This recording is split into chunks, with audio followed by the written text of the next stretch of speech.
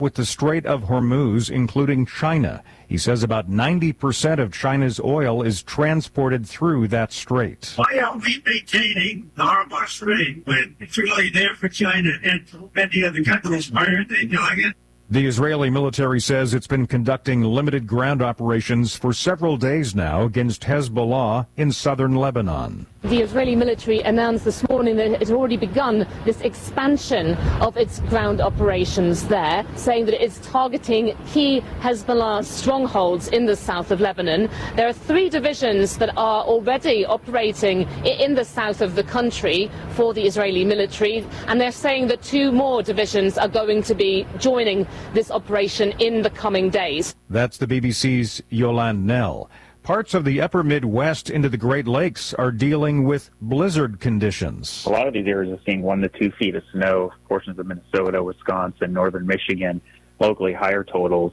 Quite a bit of wind with this storm, too, so we have the blowing snow issue as well. And then the cold temperatures behind it, we'll have temperatures across portions of the northern plains that get below 0. That's Mark Chenard at the National Weather Service.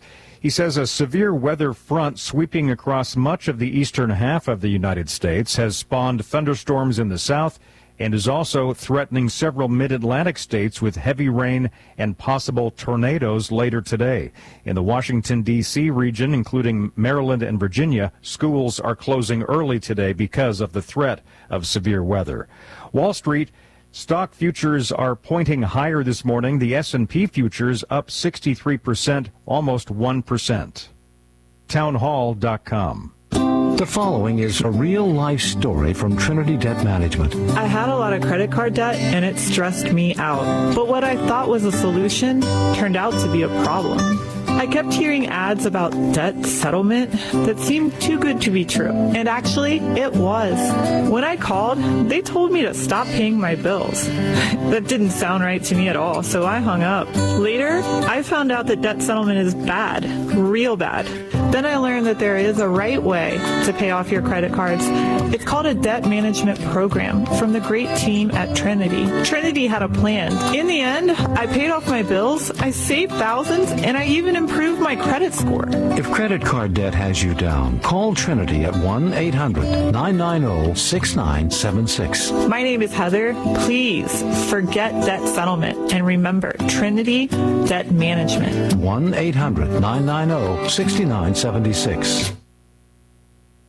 The Obama Foundation is getting closer scrutiny. Here's correspondent Ken Lormond. New filings reveal that the Obama Foundation is paying massive salaries to former Obama administration officials while benefiting from a heavily subsidized land deal for its $850 million presidential center in Chicago. Critics accuse the foundation of exploiting public resources and perpetuating Chicago's culture of political corruption. The United States war with Iran is entering its 3rd week, but Congress has yet to publicly test the Trump administration's case for the conflict. Republicans in Congress have so far sidestepped public debate over the war, even as Senate Democrats are reaching for every tool at their disposal as they demand hearings with Trump administration officials. Democrats are increasingly frustrated.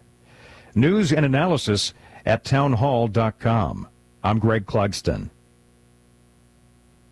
Taxes are still a big difference between many red states and blue states. Many red states are cutting taxes this year, while Democratic state legislators in many blue states are proposing major income tax rate increases. The Committee to Unleash Prosperity lists 5 states with proposed income tax hikes. They are Michigan from 4.25% to 9.25%, New York from 13.5% to 15.5%, Rhode Island from 5.99% to 8.99%, Virginia from 5.75% to 10%, and Washington from 0 to 9.9%. Keith Peters, Washington. Poland once was in economic ruins, but now it's the 20th largest economy in the world. And Poland will attend the Group of 20 Summit of Leading Economies later this year. More on these stories at townhall.com.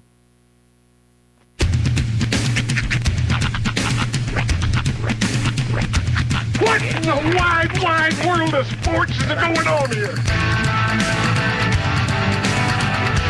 promise you, whatever scum did this, not one man on this force will rest for 1 minute until he's behind bars. Now let's grab a bite to eat. Yeah, come on. I feel the hot wind on my shoulder and the touch of a world that is older. I hit the switch and check the number. I leave it on and then I slumber. I hear the rhythm ringing through it. Flamenco guitar and cumbia music. I hear the talking of the DJ. The devil said, what does he say?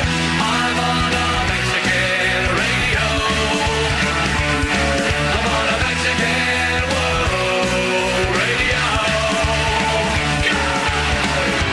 Broadcasting live from high atop the J.P. White Building in downtown Roswell, New Mexico. It's Mornings with Mike Winters on 106.5 Roswell's Talk FM. Is that what I sound like when I talk? Now, here's your host, Mike Winters.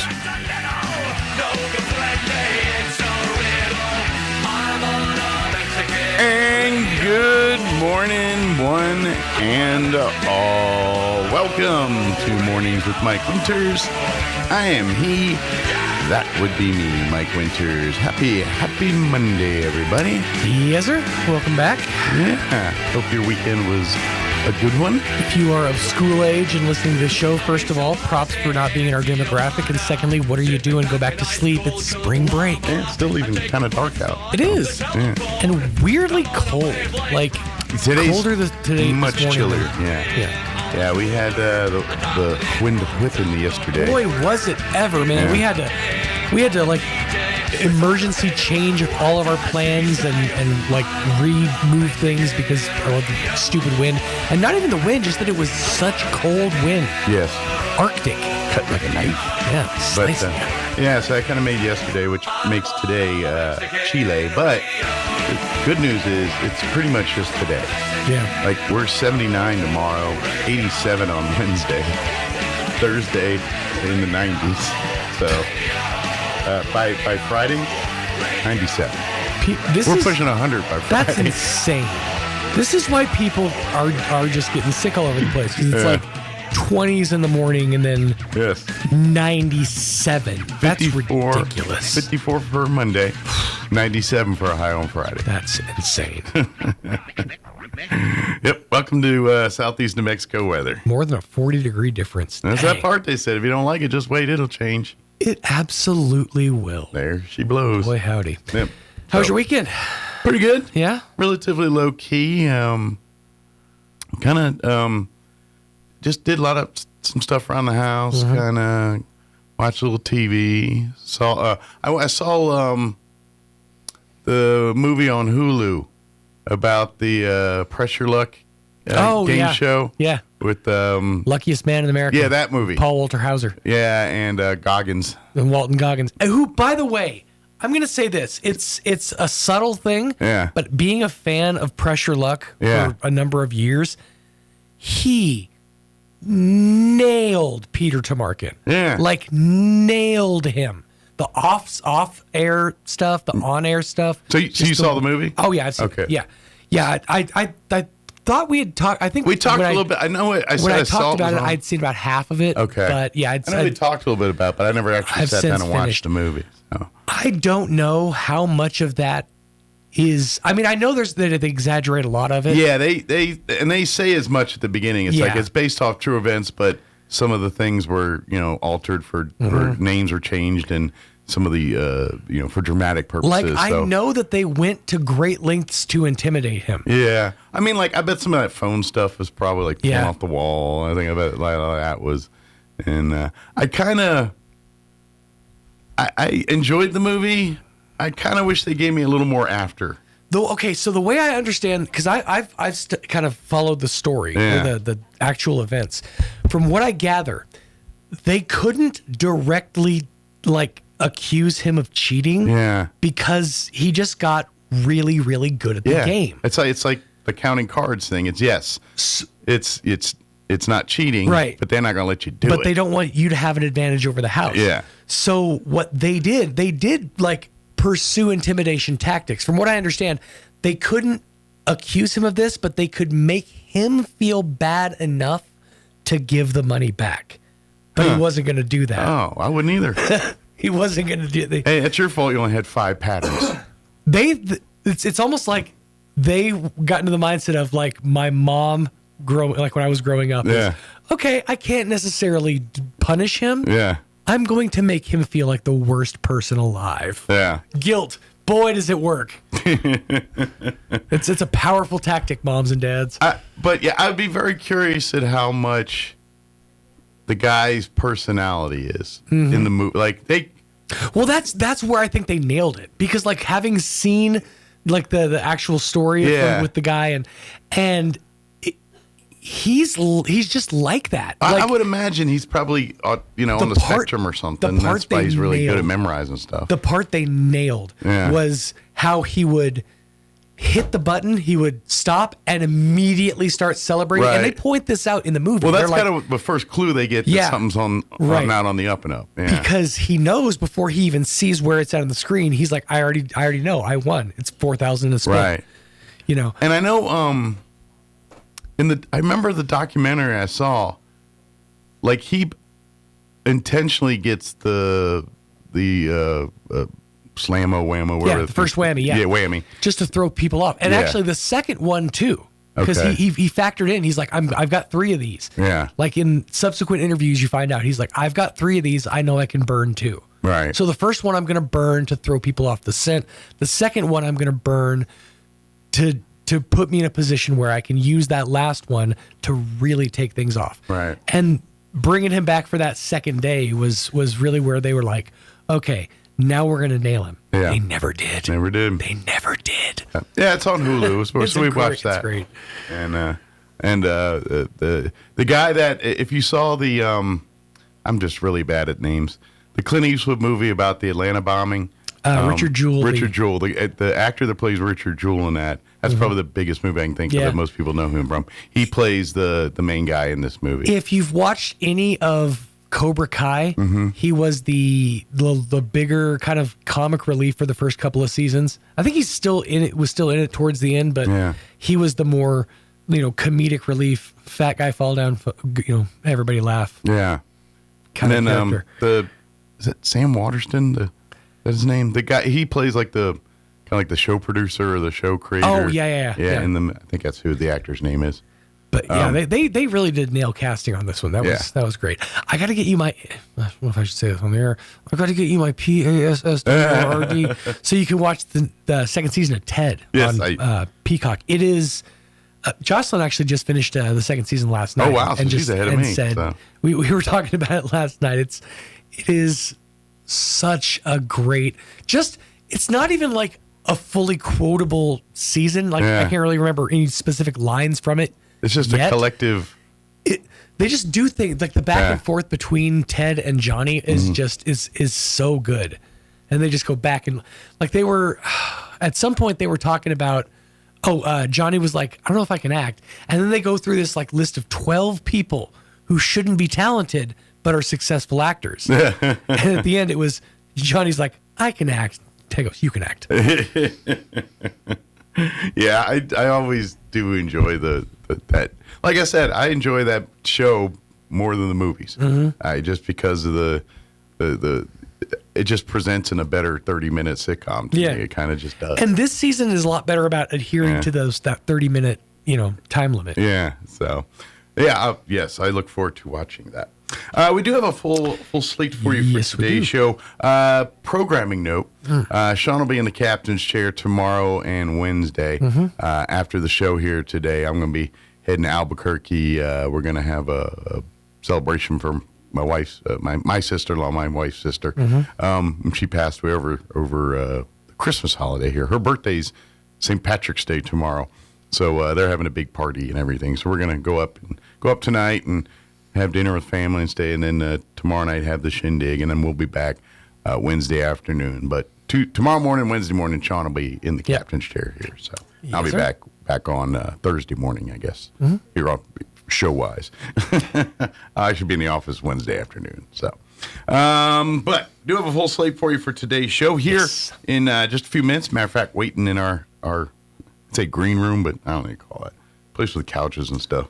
Like, that room. It's like an eggshell. Yes, a taupe, if you will. But we have City Councilor Christina Arnold, County Commissioner Dana joining us.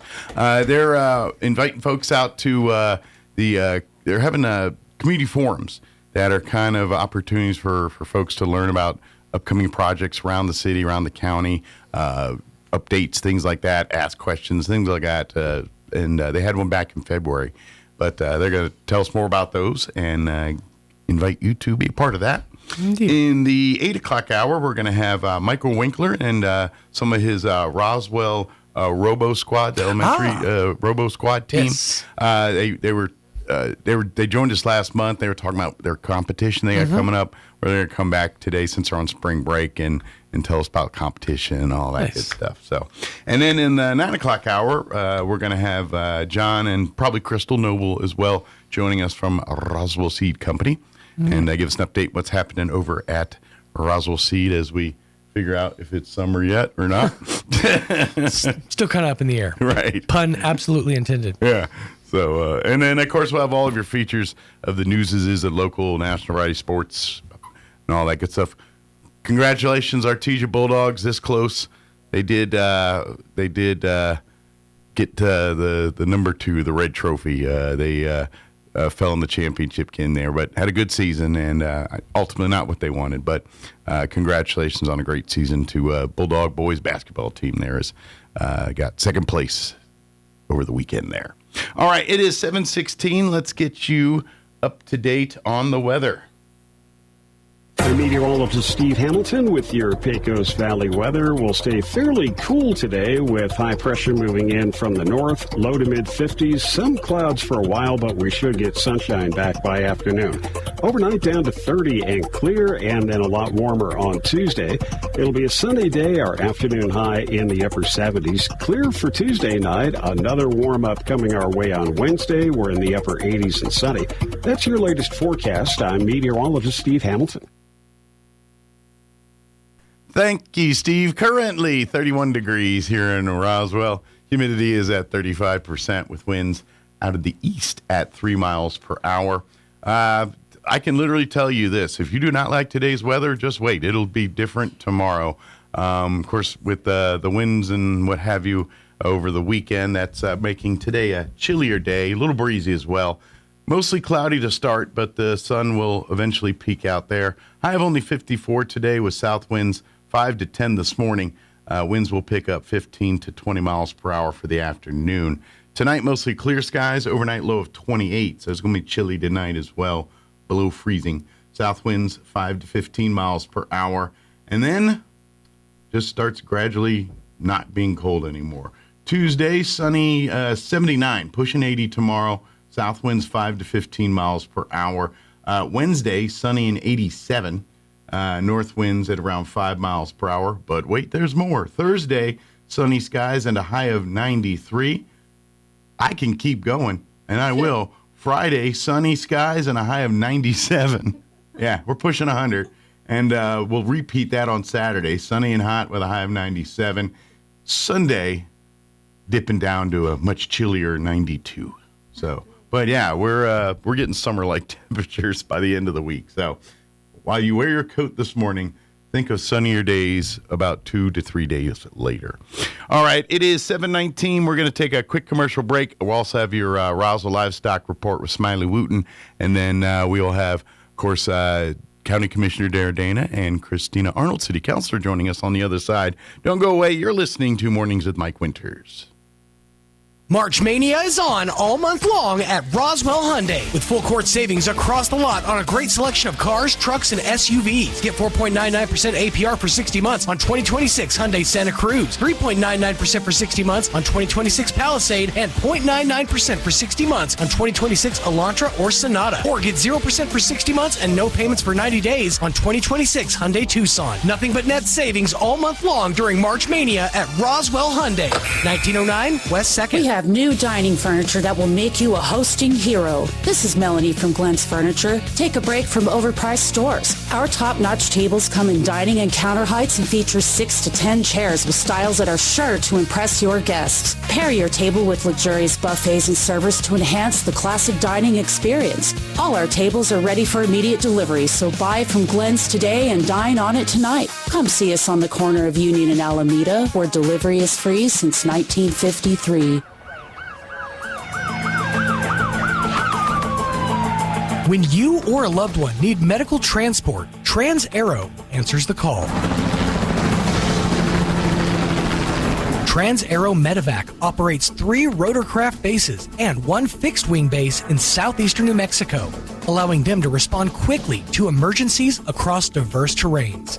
Their fleet extends coverage deep into New Mexico and West Texas, including Artesia, Carlsbad, Roswell, Ruidoso, Midland, Lubbock, and the surrounding areas. Ready to answer the call when every second counts. Trans-Aero Medevac, proudly serving southeastern New Mexico and West Texas. Flown for free, thanks to the partnership from the City of Artesia and Trans-Aero Medevac. Life support by air. Good morning, this is Smiley Wooten at the Roswell Livestock Auction. Another nice spring run for today. We expect to sell 1,100 head. Breaking down like this: 50 to 75 weight cows and bulls, 50 to 75 pairs of bred cows, 950 to 1,000 calves and yearlings. Today's sale will include 10 cow-calf pairs, mostly black, white face, red, white face English crosses with black calves, pairs 6 to 10 years old. 10 bred cows, the Wilson Livestock over at Ancho, New Mexico. Excellent quality red Angus type cows bred to Galvey bulls, 4 to 7 years old. 10 bred cows, the Cross 5 Ranch over at Cibola County at Quemada, New Mexico. Excellent quality black Angus cows bred to Angus bulls, 8 to 10 years old. 300 steer yearlings, Reputation Quality 2T Partnership, Pecos, Texas. 95% black, white face Angus crossbred yearlings, cattle weighing 100, 120 days. 3 rounds of shots, PI tested negative, to include 35 steers, approximately 625 pounds. The remainder of the cattle, the steers, will sell in truckload lots, 700, 850 pounds. They are medium condition, right off short wheat, the very best. 73 calves, U-Bar Ranch, Silver City, New Mexico. Ex-quality black Angus calves, cattle weighing 30 days, 1 round of shots, 350, 500 pounds. 20 steer calves, Baylor Ranch, Sierra Blanca, Texas.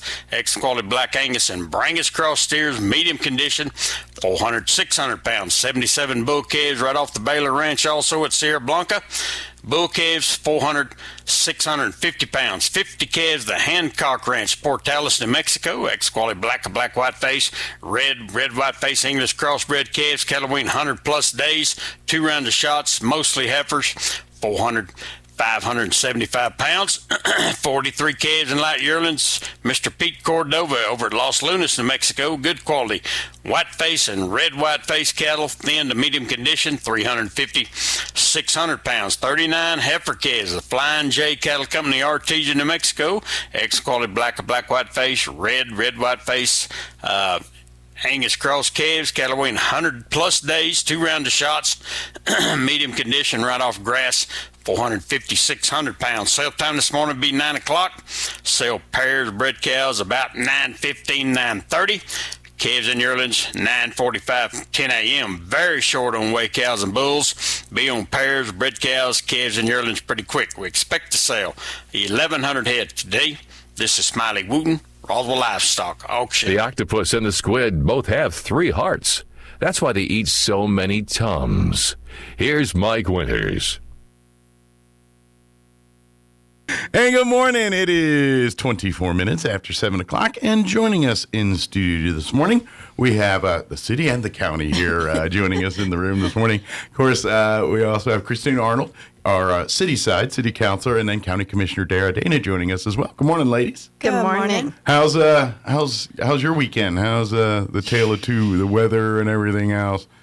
I hibernated yesterday. I had, when it gets like that, I live near dairies, and I can always tell when the wind's coming up, because I'm like, okay, when are the cows coming over? Sure. Because and if the wind just shifts just right, you can tell. Oh, you can tell. You can tell when it's from Artesia. It's like, Artesia's coming in today. That's and then, right. then when it shifts, it's like, oh, the dairies are in today. Yeah. But yeah, so the doggies, yes, the doggies and I hibernated yesterday. Yeah. How about for you, Christina? Well, the wind, it did not stop me from going outside. But, however, I should have listened and gone inside. Because I was I will tell you, though, that living in the downtown area, the wind is different than when you travel to Sam's. Sure. So yeah, you have a little bit of shielding we downtown with a lot of historic buildings, things around the area. Barrier. But when you get out, you get out in the county or out in the open. Yeah, it's very deceiving. Yes. Next thing you know, your car door paps you back in the mouth when you're trying to get out of it. Yeah. Yes, I'm like, basically down here I was able to walk to Stellar without it bothering me too much. Yeah. But once I hit Sam's, I'm like, run.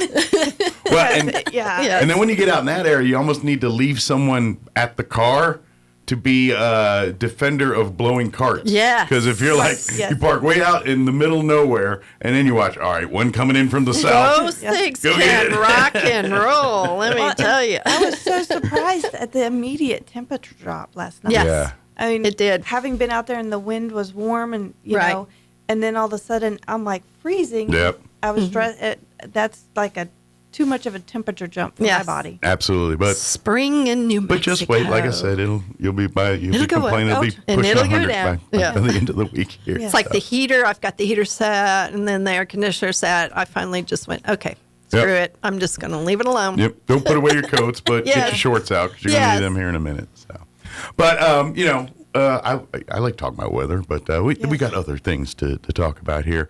This is really talking about this opportunity again to kind of get information, from people, the things that, updates on stuff happening around the city, things like that. This is an opportunity to kind of find out what's going on. You get to ask questions, obviously you guys get to say, hey, here's what we're doing. This is kind of, and it's kind of an update on various stuff. It could be, less sexy infrastructural stuff to more downtown community, festival fun type stuff. It kind of runs the gamut a little bit here, but kind of fill in the gaps where I missed on that. Well, Councilor Arnold has great news. Oh, so yes, I guess 3-4 years now, Commissioner Dana and I have actually been working on mental health solutions, jail diversion solutions to try to address certain things that are consistently happening in the community. Sure. And we spent a lot of time researching the solutions. And, I've always said that that basically there's about several different branches to the tree we're working on. Right. And so this last week, the council approved Lifehouse coming to Chaves County. Awesome. So this is a big deal. It is a big deal. Yeah, very big deal. Yes. It's a big deal because they focus on mental health. Mm-hmm. Yes. This is what they do. Yes. And we have awesome entities in our community that are actually working on it as well. This one is just a different level of sober living. The connection of it all is it just made sense for the opioid funding. Mm-hmm. And so the city and the county didn't necessarily fund it, the opioid funding. From the lawsuit. Correct. Which yes. we've been talking about for years now. Years. Well, we've been sitting on it for 3 years. Well, it's been because, at the end of the day, if done right, this money could really set the table to solving issues. Correct. But if we just throw money at things that we don't plan right, then it's a waste of money. So that's literally why there's literally been committees and groups and organizations meeting, powwowing, resourcing, just to say, hey, how do we get the most bang for our buck on this kind of stuff? And this is kind of some of the first steps towards that's what's so nice about Lifehouse. When we found Lifehouse, because we were trying to do and set up, how do we set it up within a government organization? Mm-hmm. Do we go with someone in the city? Do we go with someone in the county? How do we do this? Sure. And we're of the opinion that you don't. Government can never solve this. Sorry, they will never solve it. We'll sit around for decades talking about it, but we will never solve it. So when we found Lifehouse, we were like, here it is. It's They're already doing why it. reinvent the wheel? Exactly. When you already kind of are rolling with it over here. Yeah, exactly. And yeah. Lifehouse had already set it up. In fact, I was on the evaluation committee for Eddy County. They asked me to be on the evaluation committee for their opioid funds for Eddy County for Lifehouse. Mm-hmm. When I read their RFP, I was blown away.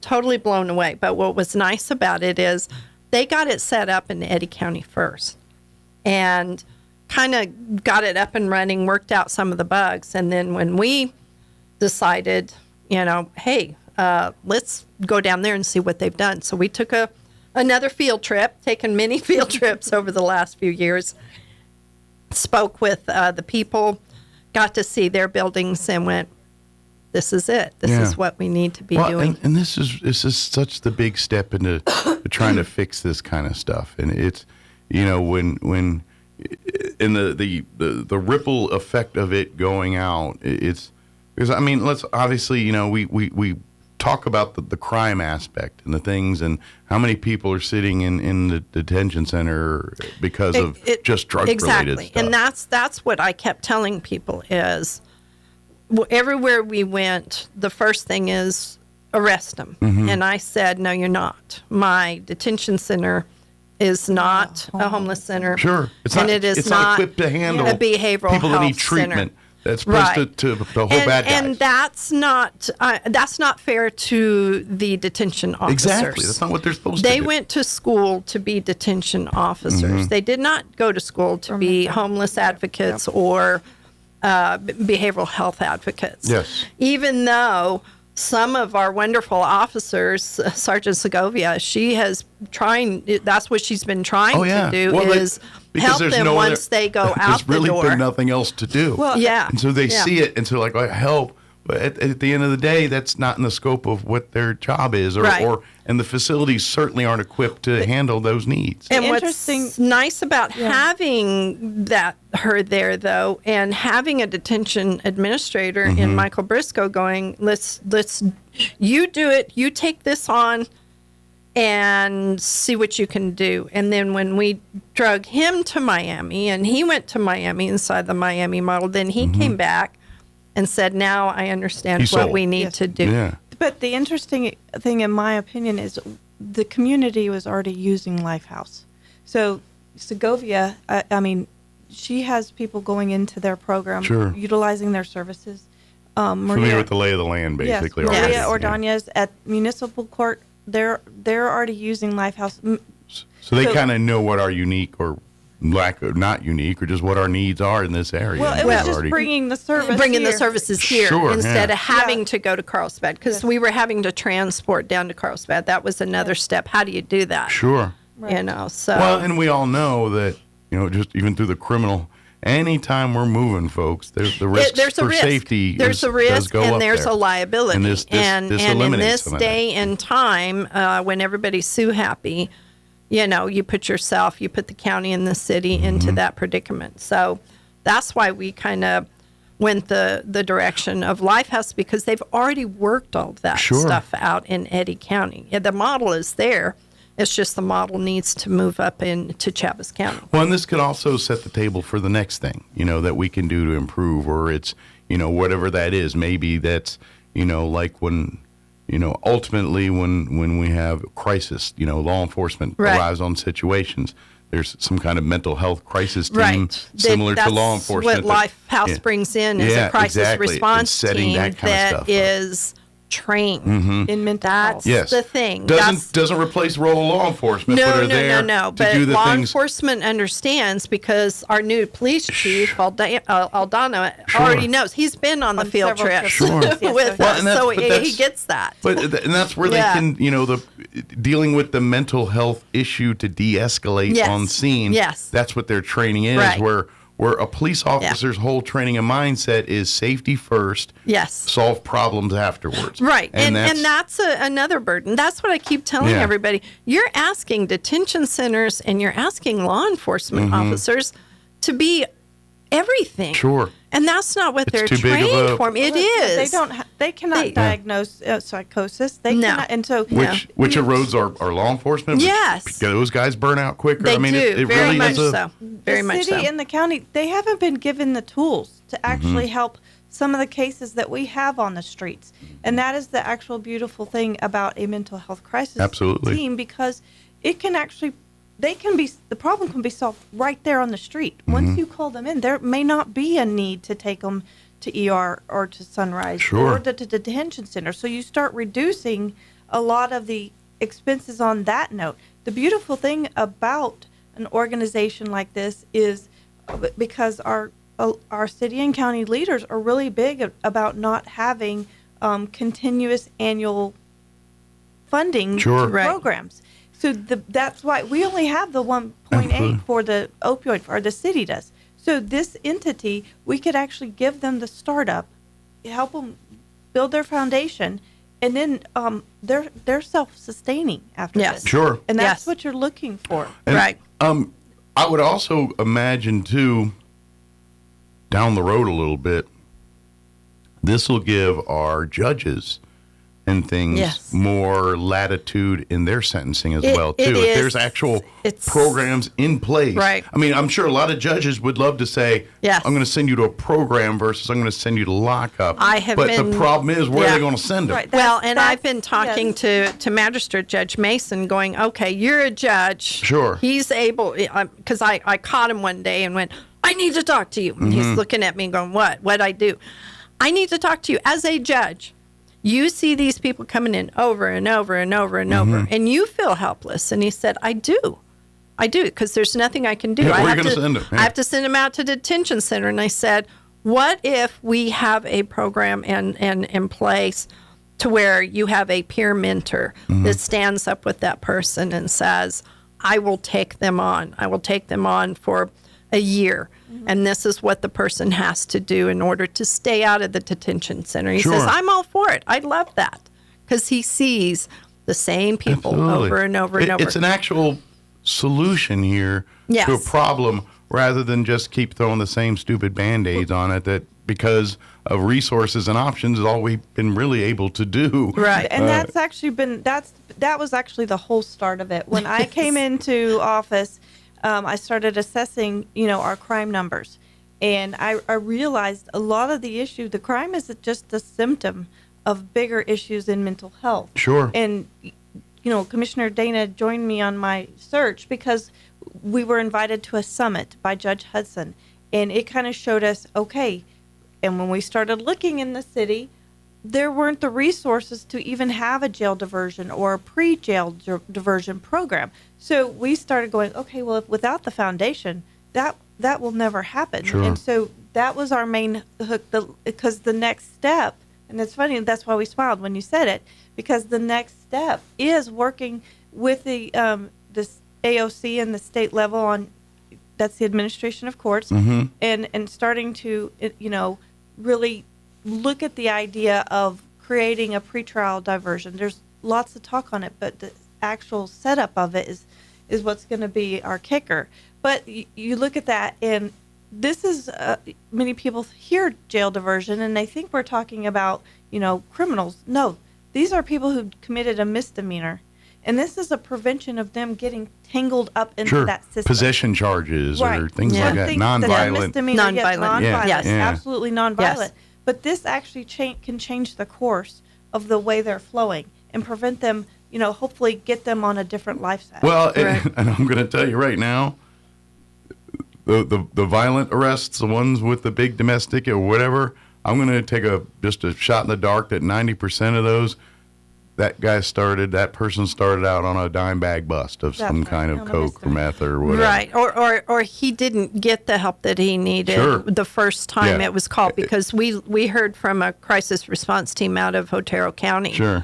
And they did go on a domestic violence, and because the police called in and said, listen, if you can talk this person down.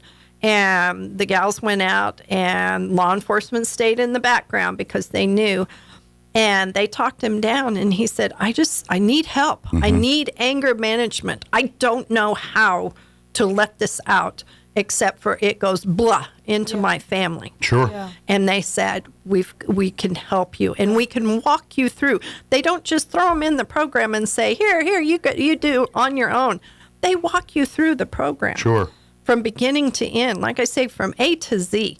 If you put that person in A and they only make it to D, something's wrong here. Absolutely. They cannot go A to Z without the help. Yeah. And that's what's nice too, is you have case managers, you've got peer that are out there that said, I've been through this. I know exactly what to do and where to go. And you call me when it gets tough and we'll sit down, we'll have a conversation and we'll get you through it. You're not on this on your own. Absolutely. But it really, this is, it's I feel like this is the stuff, it's like we got to start somewhere. Yes. And this is like we're finally starting. Well, you know and I keep mean? telling everybody when we sat in law enforcement and they're looking at you, and we sat with we've sat with judges and they're looking at you. I said, what have we got to lose? Sure. What have you got to lose? Let us try this. Doing the same things and expecting different results. It's not working. Obviously, it's not working. And the county, I'm sorry, the county's not going to build a bigger, better jail just because you want to put people in there. Sure. We've got to do something. If we lived in Gotham City, if we lived in Batman world where there's actually guys called Joker and Penguin that do that like, I want to take over the world, then yes, we need bars, windows, and all. Right. But most of the people sitting in jail are addicts or people with mental health issues or people that got there because there was a whole lot of missed opportunities before. What's kind of interesting about we have to tour the jail. We have to tour the detention centers as commissioners once a year, and that's our January meeting. And because of Segovia and our health people and also Administrator Briscoe, we now have a mental health area, and we can put them in there and they can, have the resources come in and stuff. And that's one thing. I mean, that's a step in the right direction right there, is moving them into a place to where they can get the meds, they can get the services. Sure. So I want to add this aspect to it because, as I said, Lifehouse is a great thing, but it's a small kind of chunk of where we're heading. Absolutely. Let's be real. I would say this is the crisis, the triaging of it. There's got to be more levels to it after that. So, then there's sober living and there's treatment. But we have several issues that are outside of that, and I'm gonna say that the United States is probably about 20 years behind the rest of the world on dealing with mental health. New Mexico is probably about 30 or 40 years. Yes. So, however, there's a huge portion of funding on the state level that is actually coming out there. There's opportunities for conversation.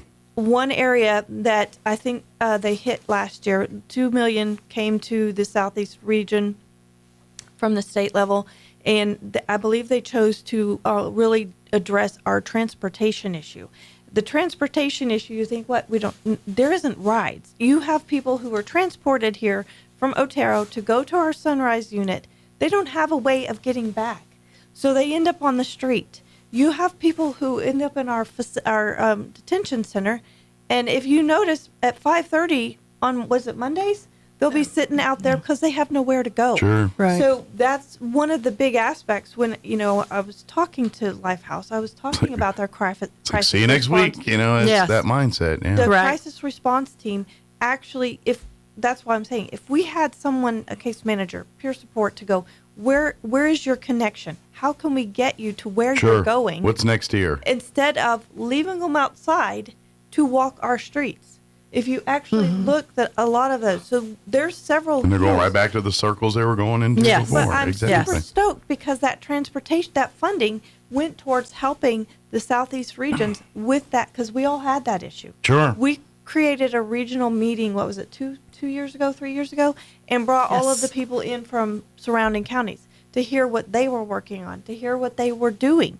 And we all had the same issues, and we all hadn't really figured out how to handle them. But now that this funding is coming in and you have regional funding, we're starting to actually address those because we have the money to. Right. We have a workshop coming up May 5th and 7th that that I believe actually, because it has $10 million at it. I think we're going to start looking at other areas to fund, and it's so that's what I'm saying. Things are changing. Sure. There's a lot turning around in addressing that. But a lot of positive traction here. Yes, and we're still behind, way behind. We are, and what's nice is when it was finally taken to the legislature. I mean, they've been talking about this for 10 years.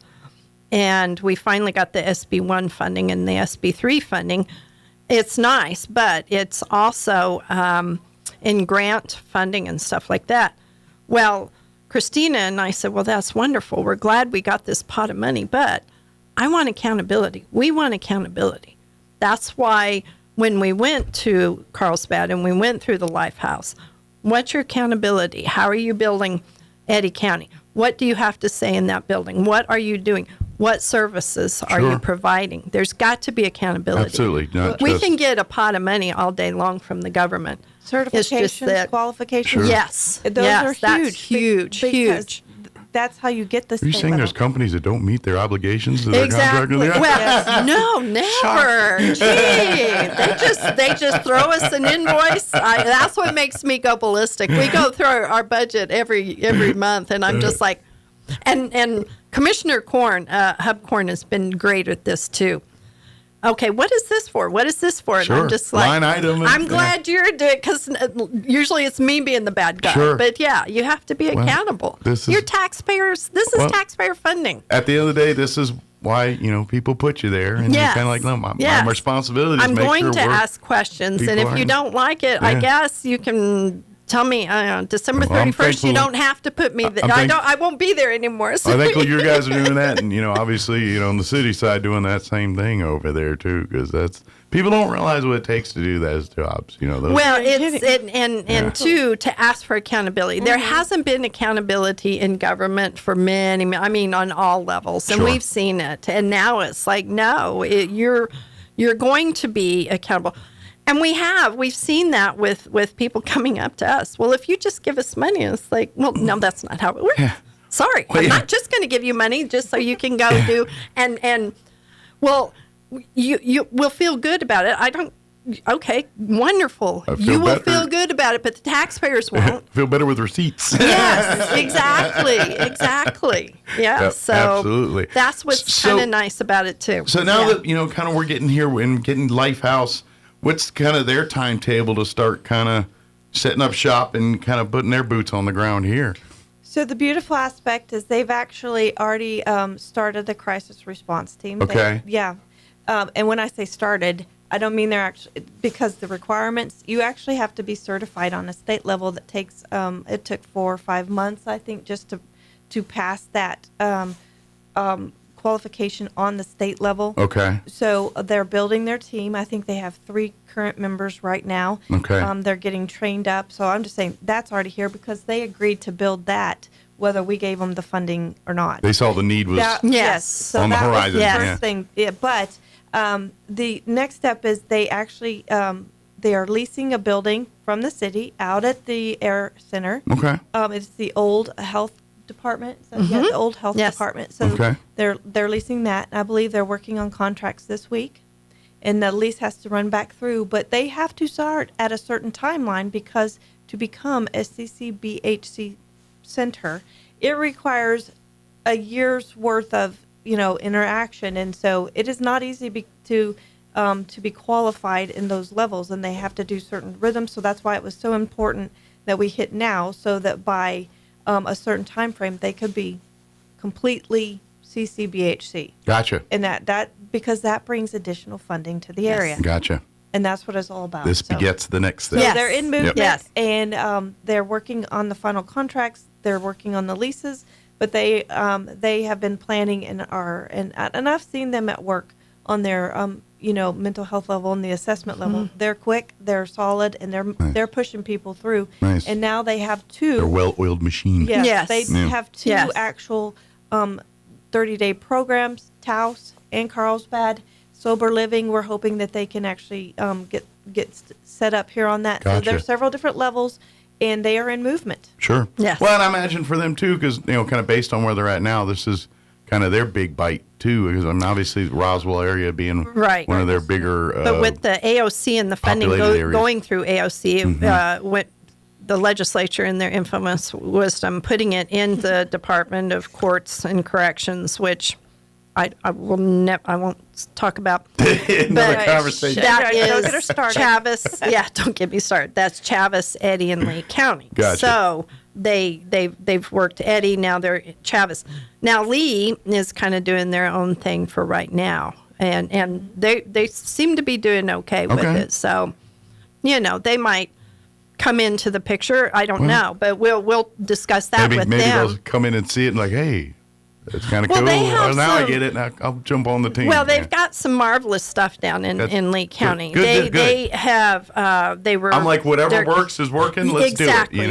All on the and table. they wanted to do, instead of doing regional when they first started, they just wanted to do. We're going to work with Lee County for right now and get that kind of worked out. So I think on down the line they'll probably come. Well, and they're very like Eddy County and everything, a very population fluctuation type, when it's very good, much it's busy, so. when it's bad, very it's bad. much so. Yes. That Hobbs area, it's boom or bust big time down there. It is, and it has been. I mean, we moved over here. I moved over here in 1978 from Alamogordo. Alamogordo, we had Holloman Air Force Base. It was always I've never steady Eddie. seen oil and gas till I moved to Roswell.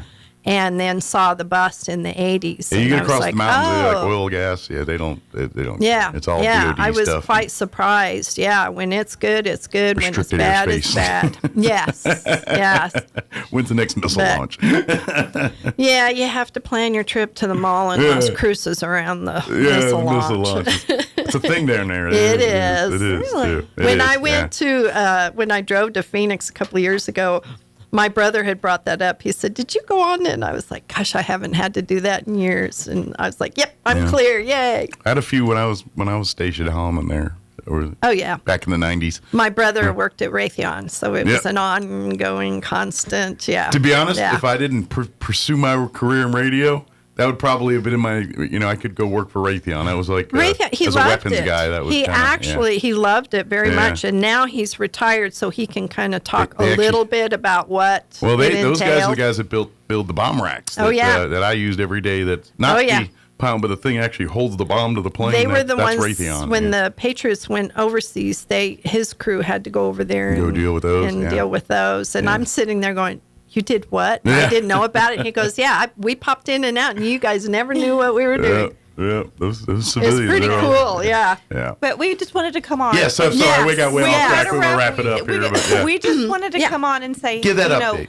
Well, and give the update and let the community know that there are resources coming to look at, and to reach out to us. Should they have questions, but Lifehouse is a huge thing, but there's so much more that we're we're working on, and so just keep us updated, and as we get we're hopefully going to get all the resources together. Christina wanted to have another kind of session, a summit, and say, okay Lifehouse is here. That's the next step. Is introducing them as we lock down a date and all that. Let me know. Yes, community, so that we can all connect. Yeah. But this is a step. We're, like I said, huge step. We're on like step 2 of 10,000, but we're on the path. This is the one where when it went through, I was there Thursday night. Kevin Berry was there Thursday night, the core group that first started all of this. And talk about a sigh of relief. We couldn't cry because they went on to the next item on the agenda. And that kind of made us mad. It's like, can we at least get a clap? Because, I was like, what am I going to do with all my time now? And it was like, you just, wait a minute. What are we, chopped liver? You just passed something huge, and we can't even celebrate. Yes. So we had to celebrate at the end of the meeting. Yeah. So, but it was still. Yes, I would like to come on some other time and talk about vacant housing. Yeah. Okay, so, because that is my next. It's a next step. A step. Yes. It's a step. So I've been researching it, looking at policy, because I think that's a conversation we need to be having. Yes. But, so I wanted to bring this, but I'll come back for that. Yes, good deal. Well, it's, when people have a house, people tend to, Well, I just saw a friend of mine who finally, she just, I'm selling my house. She was one of downtown area. It gutted it. They got it gutted. And then it was like, okay, we can't do this. We're too old. We can't do this. I saw it. It's on the market. Someone took it over. It's on the market now, completely remodeled and everything. Nice. That's one out of how many, that we should get those back up and running. I'll come back on Yes, that we'll one. get you on and do that. And then, of course, as we get more progress here with with these opioid settlement money and the progress with Lifehouse and what's beyond that, we want to keep people up to date on that. So thank you, guys. Appreciate the visit. Thank you. And stay warm today, cool tomorrow. Yeah, it's a good coffee day. I just figured today's the last day to wear my winter garb, so that's why I'm. I would say yes. No, don't put it away. Yeah, don't put it away because we've always. We got to get through March and April. There's going to be one more doozy in April. There has to be. True. Yes, there always is. Thank you, ladies. We'll see you next time. Thank you. 7:55. Let's pause for news. Quick break. Don't go away. You're listening to Mornings with Mike Winters. With SRN News, I'm Greg Clugston in Washington. Treasury Secretary Scott Bessent says President Trump could delay his upcoming visit to China because of logistical reasons. He told CNBC that the president may choose to stay in Washington to coordinate the war effort in Iran. Much of the country is dealing with severe weather. The upper Midwest is getting 1 to 2 feet of snow, while thunderstorms are rolling across parts of the South. There's flooding on the Hawaiian island of Maui, and tornadoes threaten the mid-Atlantic region later today. The Department of Homeland Security has had no funding for 1 month now. That's forcing TSA workers and other employees to go without paychecks. Airline CEOs are urging Congress to reach a solution so that transportation workers can get paid. Ukrainian President Zelensky says he's waiting on U.S. and Russia to set the next round of peace talks.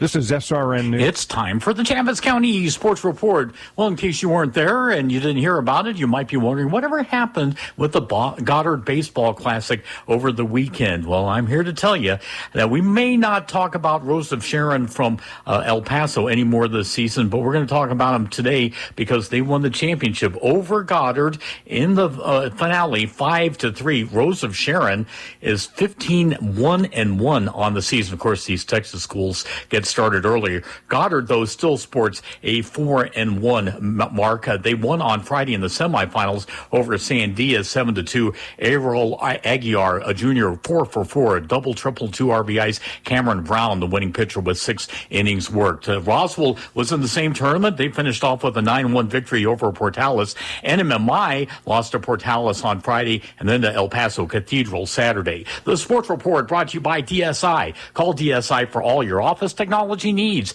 I'm Eric Butler at Roswell's Talk FM 106.5. Hey Roswell, it's Ford Truck Month, and your friends at Roswell Ford are rolling out massive savings on all new Fords and 000.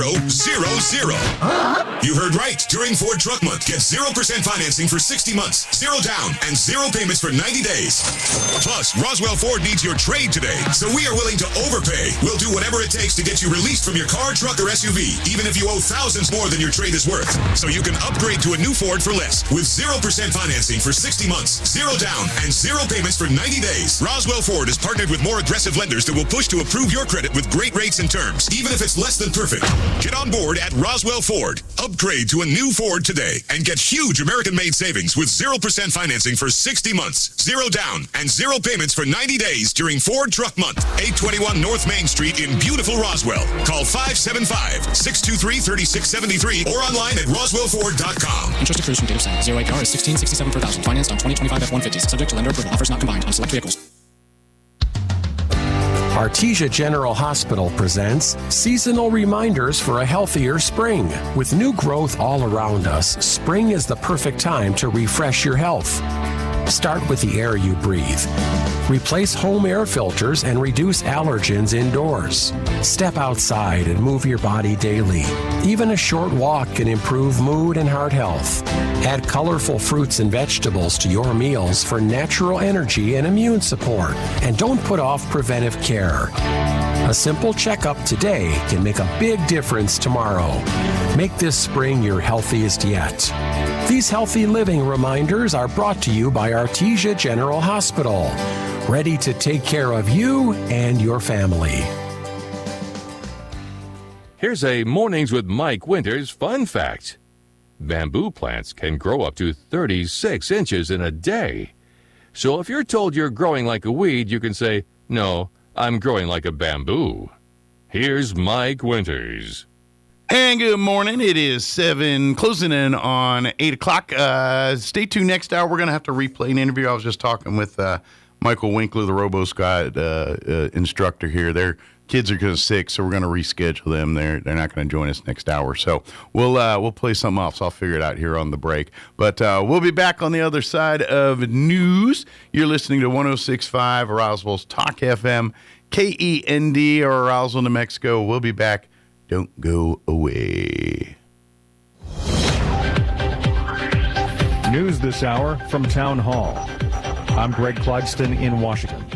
Much of the country is dealing with or bracing for severe weather. 96 million people from Florida to Maine risk severe storms Monday. Already over the weekend, a broad and erratic patchwork of severe weather rumbling across much of the U.S., dumping heavy snow in the upper Midwest, where snowplow driver Aaron Haas, working the roads of Wisconsin, says he's not seen it this bad in a long time. I'm looking at a pile in front of my truck right now that is as tall as the hood of my, or as tall as the roof of my truck that I stacked. National Weather Service meteorologist Mark Chenard says winter is sticking around for a while. There will be a shot of cold air across much of the eastern half of the country for the next few days. I'm Julie Walker. In the Middle East, flights at the airport in Dubai have been interrupted several times, including today, because of Iranian drone strikes. Dubai International Airport is a major transport hub, the busiest in the world for international passengers. It handled about nearly 90 million passengers in 2025 last year.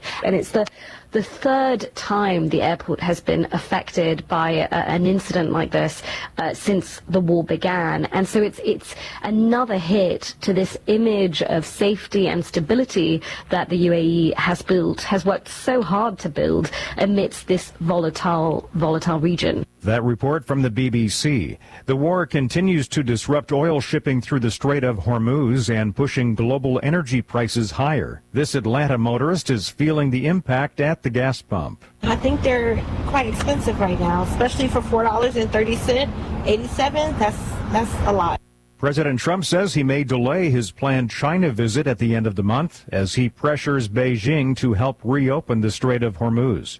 More on these stories at townhall.com. We all hear the radio ads about the eye. Here's an important message from the Diabetes Solution Center. Do you like pricking your fingers to test your blood sugar levels? No one does, but it's important to maintain your health. And now, by wearing a small remote device called a continuous glucose monitor, or CGM, you don't need to prick your fingers anymore. It's easy to use and helps you make more accurate diabetes treatment decisions. If you are testing your blood sugar 3 or more times daily, injecting insulin, or using an insulin pump, call the Diabetes Solution Center right now. And if you have Medicare or most major insurance coverage, you may be able to get a new CGM at little to no out-of-pocket cost. Shipping is free, and we'll even bill your insurance company for you. If you are testing your blood sugar 3 or more times daily, injecting insulin, or using an insulin pump, call the Diabetes Solution Center right now to learn how to end the painful finger sticks and get your own continuous glucose monitor, or CGM, at little to no out-of-pocket cost.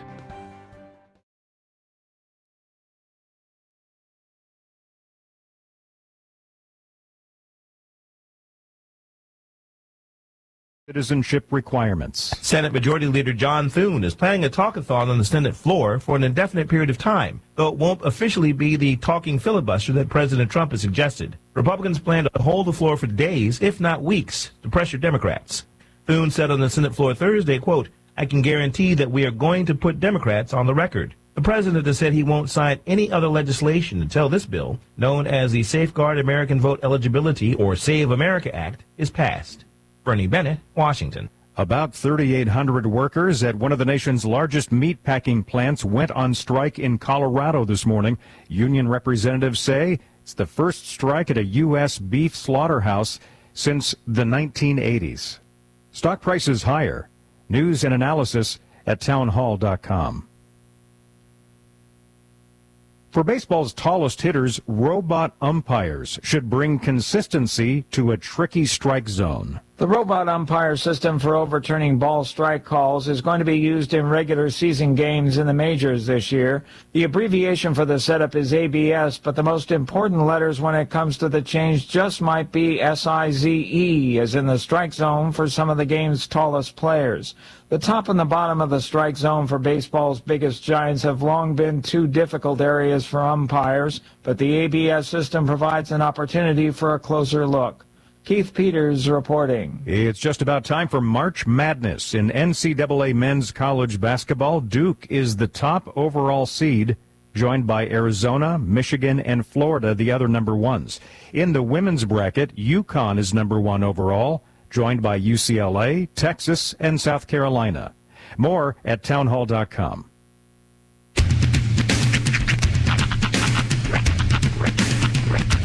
What in the wide, wide world of sports is going on here? I promise you, whatever scum did this, not one man in this force will rest for 1 minute until he's behind bars. Now let's grab a bite to eat. Yeah, come on. I feel the hot wind on my shoulder and the touch of a world that is older. I hit the switch and check the number. I leave it on and then I slumber. I hear the rhythm ringing through it. Flamenco guitar and cumbia music. I hear the talking of the DJ. The devil listen, what does he say? I'm on a Mexican radio. I'm on a Mexican radio. Broadcasting live from high atop the J.P. White Building in downtown Roswell, New Mexico. It's Mornings with Mike Winters on 106.5 Roswell's Talk FM. Is that what I sound like when I talk? Now, here's your host, Mike Winters.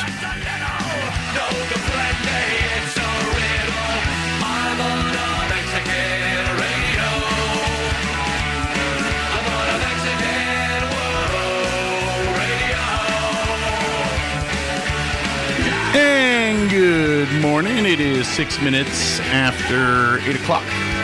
Welcome to hour number 2. The Deuce. Of Mornings with Mike Winters, right here on 106.5 Roswell Talk FM. Happy Monday, everybody. Yes. That's not fun to say. It doesn't fun. Yeah. I know one's like Monday, happy Monday. What's so happy about it? I get it. It's Monday. Yeah. It stinks. Happy Monday. Shut up. But a bunch of kids are like, yeah, it's pretty good Monday, spring break. You know, they're either you're still asleep or you're sitting there. If it was me in that age, the bowl of Frosted Flakes or the Fruit Loops, in front of the TV watching cartoons. That's the thing. I always felt like when I was a kid, I'm like, if sleep is wasted time. I need to be up and doing something. Even if the something I'm doing is nothing, it's still not sleep. It's a good time. That's how I was. I love mornings when I don't have to do things in it. Yes. Are you a morning person? Yeah, when I don't have things to do in the morning, yes. I love For me time? Yeah. Heck yeah. Are you a night out? Yeah, when I have nothing to do at night and it's my time to do what I want. My son, he's 7 years old. He is such a jerk. And I'm pretty sure he's fully aware of it.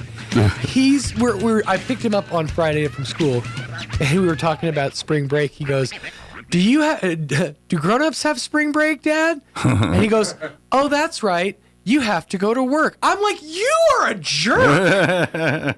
Like you knew the answer to your question before you asked it, and you're 7. That's diabolical. That's right. Wait. Oh, that's what I'm saying. He's 7. About 40 years from now, Sean, and you were like, hey boy, my diaper's full.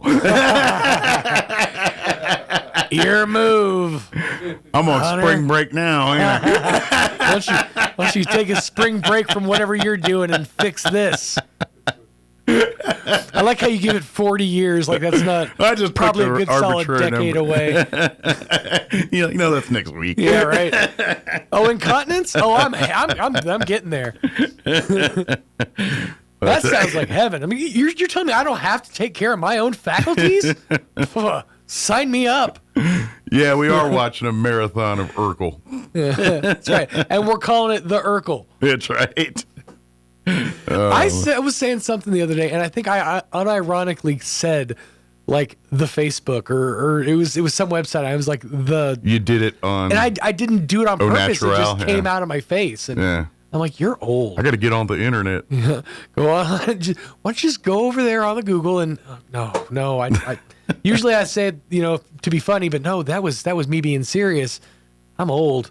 I just like to put the random thes where thes aren't needed in my life in just general, just because I like to. It's a fun conjunction to throw in there. Sure, it depends on my mood. Yeah, but I fully have embraced all that. I don't care anymore.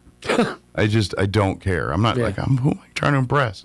Yeah, I talk funny, so you talk funny. Yeah, at least I know how to tie my own shoes. We've all got our funny voice and cross to bear. Oh my gosh, this thing broke. How am I going to fix it? Oh, better call somebody. No, I'll do it. Yeah, I talk funny. At least I fix my own stuff. See, but that is like the weird juxtaposition though. You're like, I don't care. I'm not going to call somebody and pay money out of my pocket for it. I'm going to carry them oranges up the stairs my doggone self. Well, if I do, it's because I'm lazy. That's that you care too much. If you didn't care, I'm hiring somebody. You kidding me? If that's an option, I'm taking that option. Yeah, but that's right. And then there are always things like what makes me laugh is like you'll see these videos of something and these guys will make like cheese or something and they invented some new way to make cheese. I'm like, yeah, that's how they make cheese, idiot. It's not at the store. That's just how they make cheese. People are fascinating. We're like, you could just do this with lemon juice or like yeah, that's how it's done. Check out this life hack, man. It's like, no, that's how they make cheese. So there's a guy that I watch on YouTube Shorts, and his whole bit is he served time. And so he does like prison recipes. And he's like, it always starts out like him talking to his bunkie and saying, I'm going to make such and such when we get back in from yard. Yeah. And this last one, he goes, yo, bunkie, I'm going to make some cheese when we get back in from the yard. You going to want some? I'm like, all right, let's see where this goes. And yeah, sure enough, he rips up a wife beater, like a undershirt, and uses that as his cheesecloth and literally makes cheese that he cuts up with his commissary card. I'm like, I guess you have nothing but time in there. You got to come up with something. They say prison ingenuity is some of the most ingenious stuff out there. That's true. It's like if you put that to good use, man, these guys could, solve the world maybe. It was pretty funny. Or at least communicate through a toilet when it goes down. Right. Throwing kites, It was about 4 months ago, like pretty decently into Diddy's incarceration, where it came out that he was making Pruno, prison wine. The toilet wine, yeah. But with Fanta, with orange Fanta. And so that recipe got out, and people online were trying to replicate it and like make Diddy's prison wine, which... This is why humanity's stupid. You know what? It's a sign of the times. We have entered the darkest timeline. And this is a byproduct of it. Well, it just proves how stupid we are. Cheese and wine. Right. Well, I mean, it's like you're free. You're not in jail. You can go to the store and buy the best wines and cheeses in the world.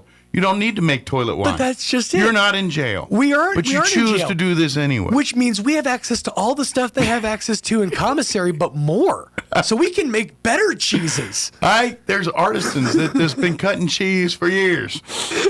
I'm just going to be sitting at home just tearing up wife beaters. I'm sorry, Diddy don't roll up in prison making cheese. I'm like, I got to have me some of that. That's all I'm saying. I do admire the fact that he's like, you know what? I'm going to need a buzz. I'm going to be in here for a minute. You get the fanciest, stankiest cheese on the planet. And someone paid millions of dollars for it. But you still rather have Diddy's all this prison cheese. And you thinly slice a Slim Jim, you got yourself the makings of a good charcuterie board right there, my friend. Look, get one of them pickles in a pouch. Look, if I was on Gilligan's Island, I'd been very appreciative of the coconut radio too, but I'm not, so I don't need the coconut radio. That's what I'm saying. That's all I'm saying. I don't need his cheese, his toilet cheese or prison cheese. Kind of a change of subject, but I have a coconut story from the weekend. Right. I do. When I was in Vegas, we were stopped at one of the ABCs or whatever, and they have this. It's like a shaved young coconut thing, and it's wrapped in plastic, and it's got like a little plunger thing. It was $16 at the ABC in Vegas. I'm like, I just set it back down. They have one over here at the Albertsons for like $5, so I got one. And I tried it over the weekend. I was like a caveman. I'm on the floor trying to like break into this thing, and eventually I had to like I got to break out my kit. I got out my axe and I used it to crack it open and pull it apart. And I was sitting there with my mess kit spoon, shaving coconut off the inside of it. It was a fun experience. Felt like I was really connected. Please tell me you're like sitting on your front porch doing this in your neighborhood. The middle of my floor. With an axe and a coconut. With an axe, a coconut, and a dream. I wish this was. This is what happens when my kids go to mom's house. I have time, okay? Yeah. It would have been. But then I had to deal with the looks. You didn't shave the coconut with the axe, did you?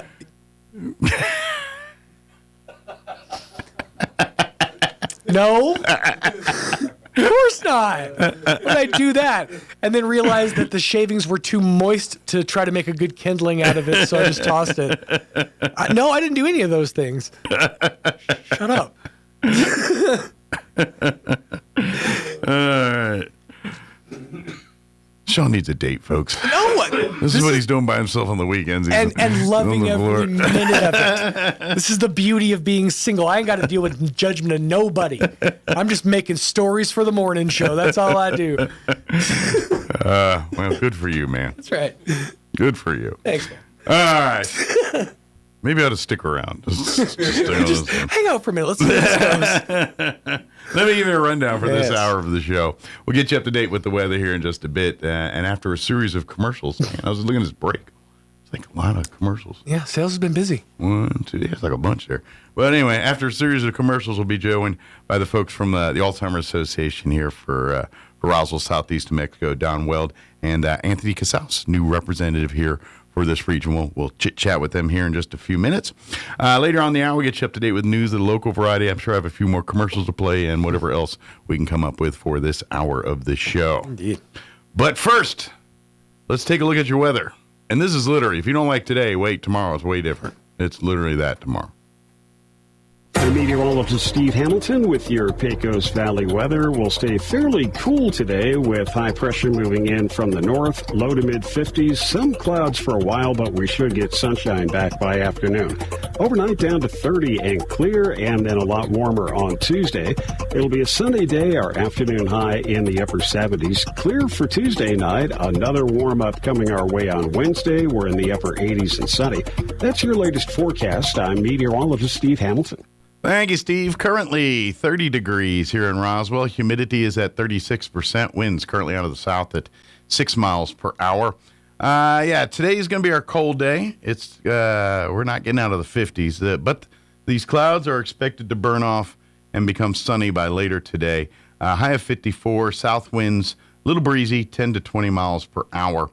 Tonight, skies will be clear with an overnight low of 28. So it will be chilly, below freezing. South winds 5 to 15 miles per hour. But things start warming up. Tomorrow is quite pleasant, actually. Sunny, 79 for a high, pushing 80. South winds 5 to 15 miles per hour.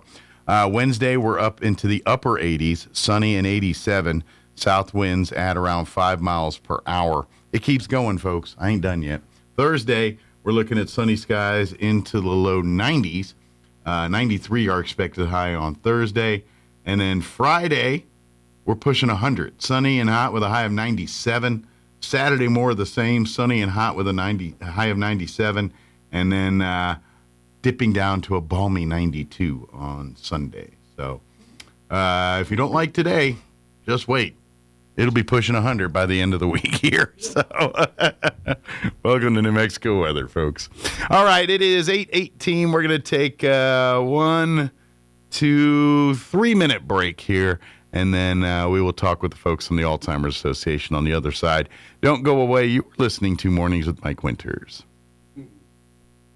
Tax refund season just got a lot more fun at Roswell Honda. Got a tax refund coming? Don't just spend it, double it at Roswell Honda and turn your refund into a serious upgrade. Roswell Honda will double your refund up to $4,000 plus an additional $1,000 when you trade in your old ride. That's up to $5,000. Let your tax refund work for you. Double it and get behind the wheel of something shiny, reliable, and way more fun to drive.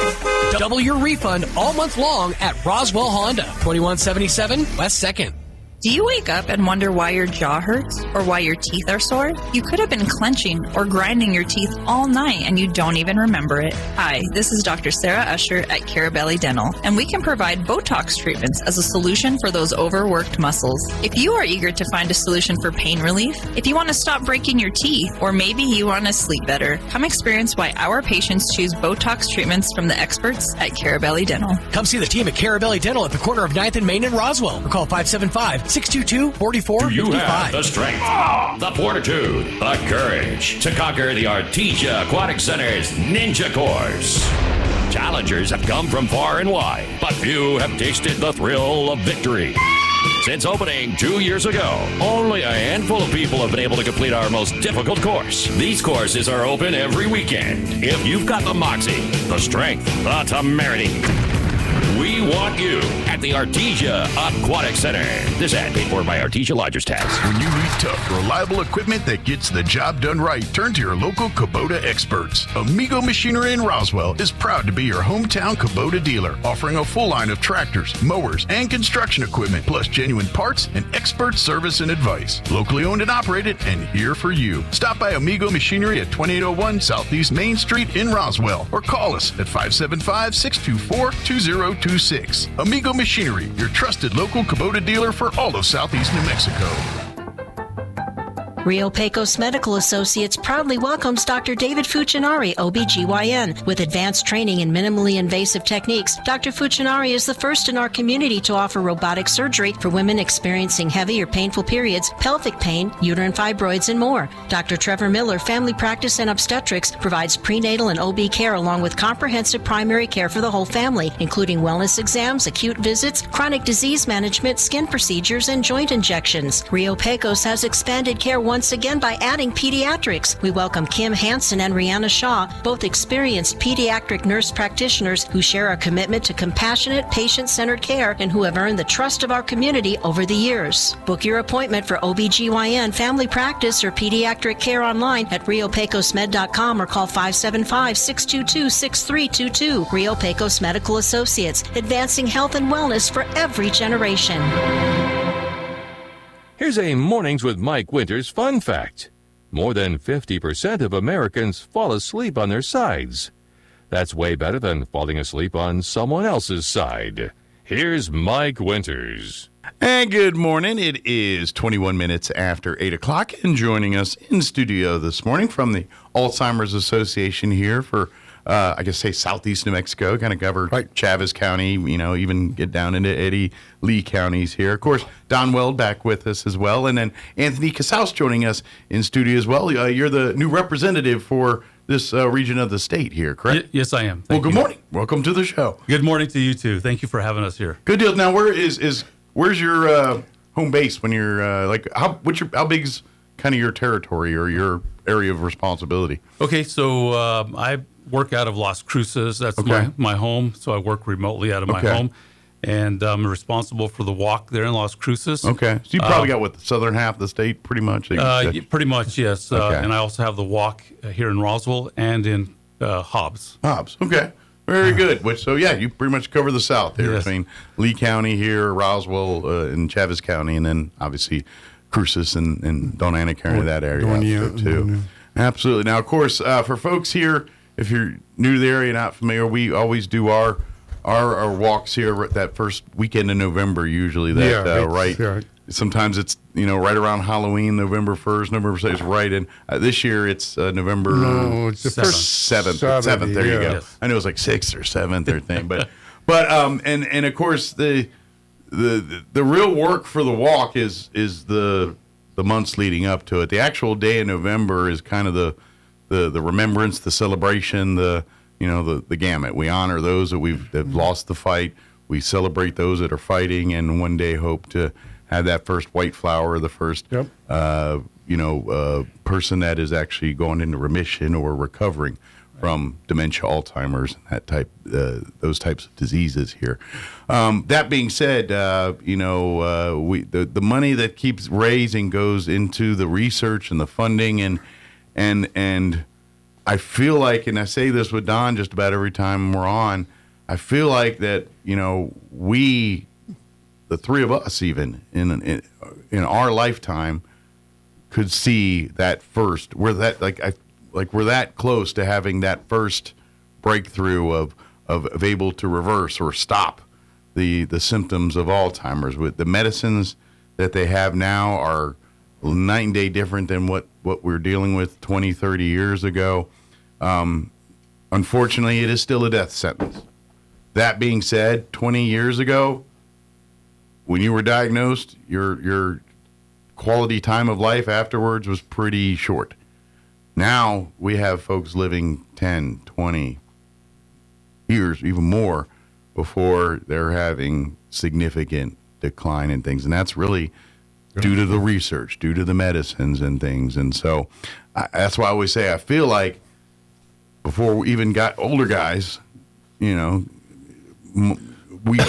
might see, we might be lucky enough to see that in our lifetime, that first. And certainly our kids and grandkids, I'm hoping to look at Alzheimer's like we look at polio today. That's what I'm hoping our kids and grandkids will get to look forward to. We are seeing some positive results from research. Mm-hmm. It continues to build. Sure. So we'll get there. Yeah. In fact, there was a couple of new drugs that the FDA approved this last year that are on the market right now. And what's exciting about these, if someone is diagnosed, on the early stages, they're able to go ahead and take these medications, mm-hmm. and it will prolong their cognition, whereas before that wasn't the case. And right now, there's a blood test that they've come up with that can help determine if you have Alzheimer's or dementia. So really an early detection. Yes. Now, where they are with the blood test right now is it's not something that is approved by Medicare or state-funded support. So they're putting together a bill going to Congress this summer, and they're calling the bill ASAP, ASAP, to get this approved. I learned that back in the 80s, when women were looking for something to help them determine if they had breast cancer, kind of the same scenario. There was 14% of the people that could afford to go get a mammogram, and they, again, they put together a bill, went to Congress, got it passed to get state-funded support, and today, 91% of women are getting that test. Mm-hmm. So that's what the hope is with this blood test, because here in New Mexico, there is over 44,000 people that have been diagnosed with some form of Alzheimer's or dementia, but there's probably more than double that number, close to 100,000 people that don't know if they have it or not, because it's so new. And when you have a state like New Mexico, which is so rural, sure, people slip through the cracks. Yes, not a lot of resources. All too easy. Mm-hmm. Mm-hmm. All too easy. Yep. Well, and that's why this fundraising, the things we do, is so important to keep, and plus be aware that there are resources here. This is what yes, we talk about raising money and doing the walk. That's kind of our big tentpole project that the Alzheimer's Association here works on. But that being said, when that's not happening, it is to be that resources. So if your family dealing with dementia and Alzheimer's and these issues, there's resources directly to help you, whether it's through care, helping, even if it's like kind of a hospice, like hey, we'll watch your family member while you go to the mall or go shopping or go take care of you, that type of stuff.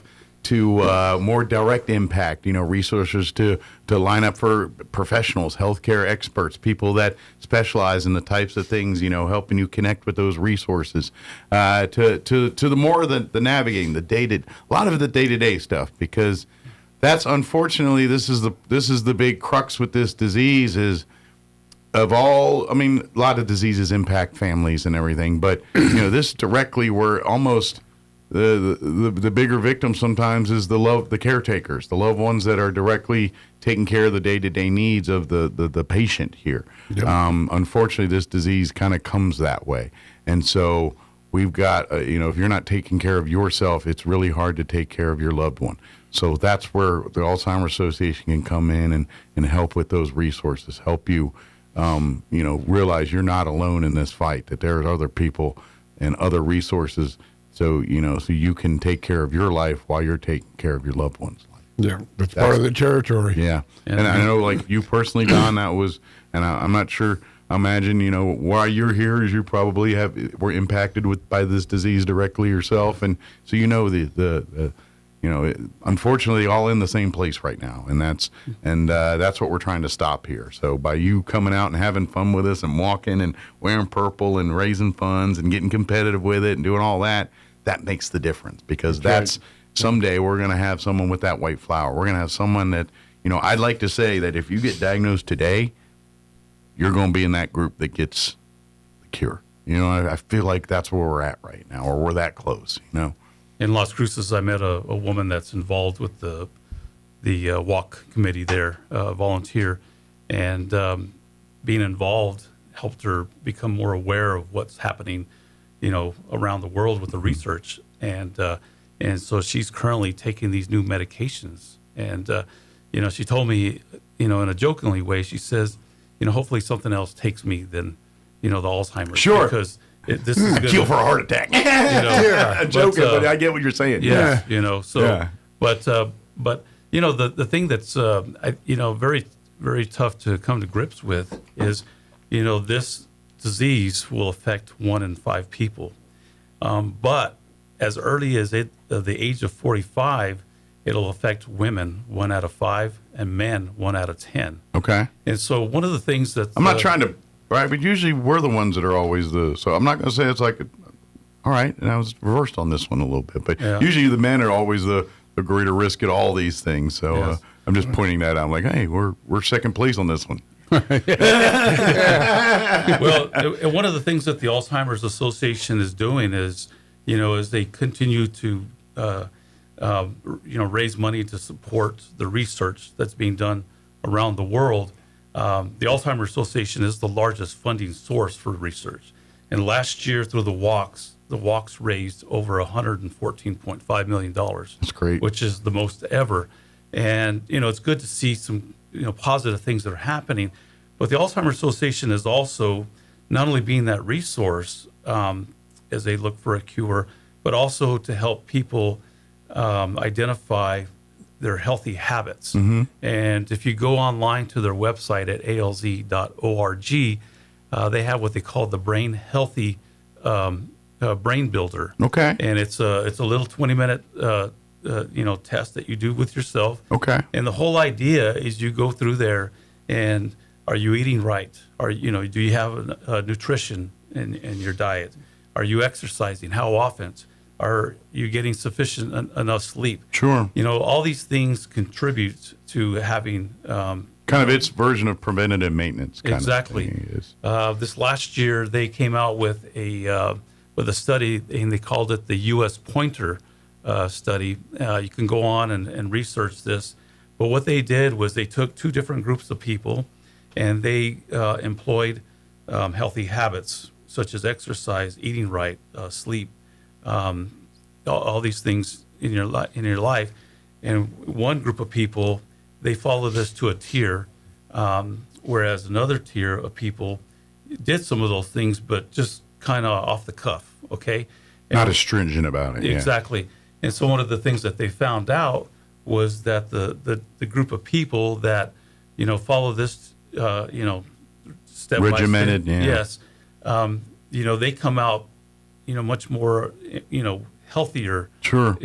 And so that's going to contribute to greater cognition and health overall. Sure.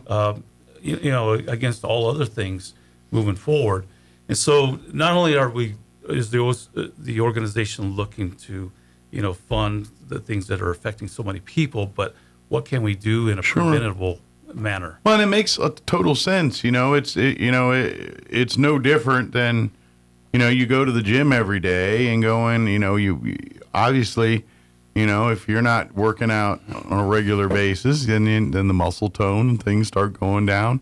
Makes sense with the same thing with the brain here, isn't it? What you feed it, what you put into it, what you exercise. I know they say a lot of the, now they had these, they disguised as games and things on the internet or on these apps, but really they are those things that's kind of training the brain or keeping the brain active. And that's, we all know that's true. I mean, the case in point with kids, I mean, every year kids get out in May and June for the summer, and then they forget half what they, what I mean? That's just how the brain is. If you're not working it, if you're not exercising it, if you're not practicing it, you get out of practice. You get out of, yes, you hear the term riding a bicycle, but I don't care what you say. If you haven't picked up a violin in 20 years, it's going to take you a minute to get the finger and to get everything back to, and this is kind of the same kind of mindset with the brain and doing, if you're doing the regimented thing, hey, I take my vitamins or whatever it is, I'm eating right here.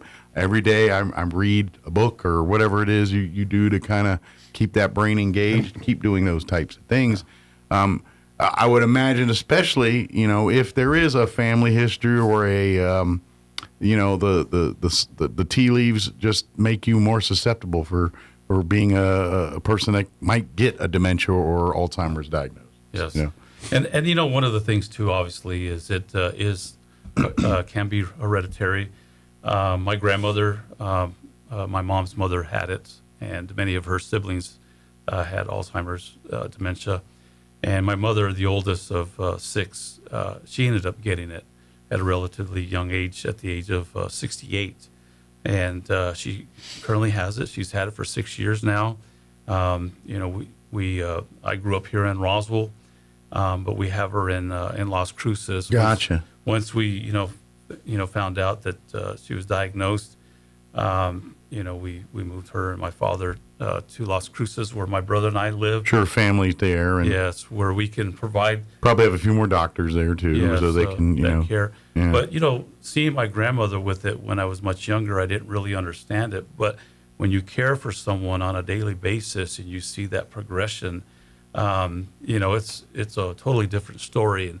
And we knew that she had it because she was diagnosed, but the first instance that it was really made known, it happened on Christmas Eve, and I'd gone out for last minute things. My father had gone out, and my mother was at our home with my wife, and she was pulling out the Christmas gifts she had bought for her grandchildren, and she was going to start wrapping them when she realized that she didn't know what to do.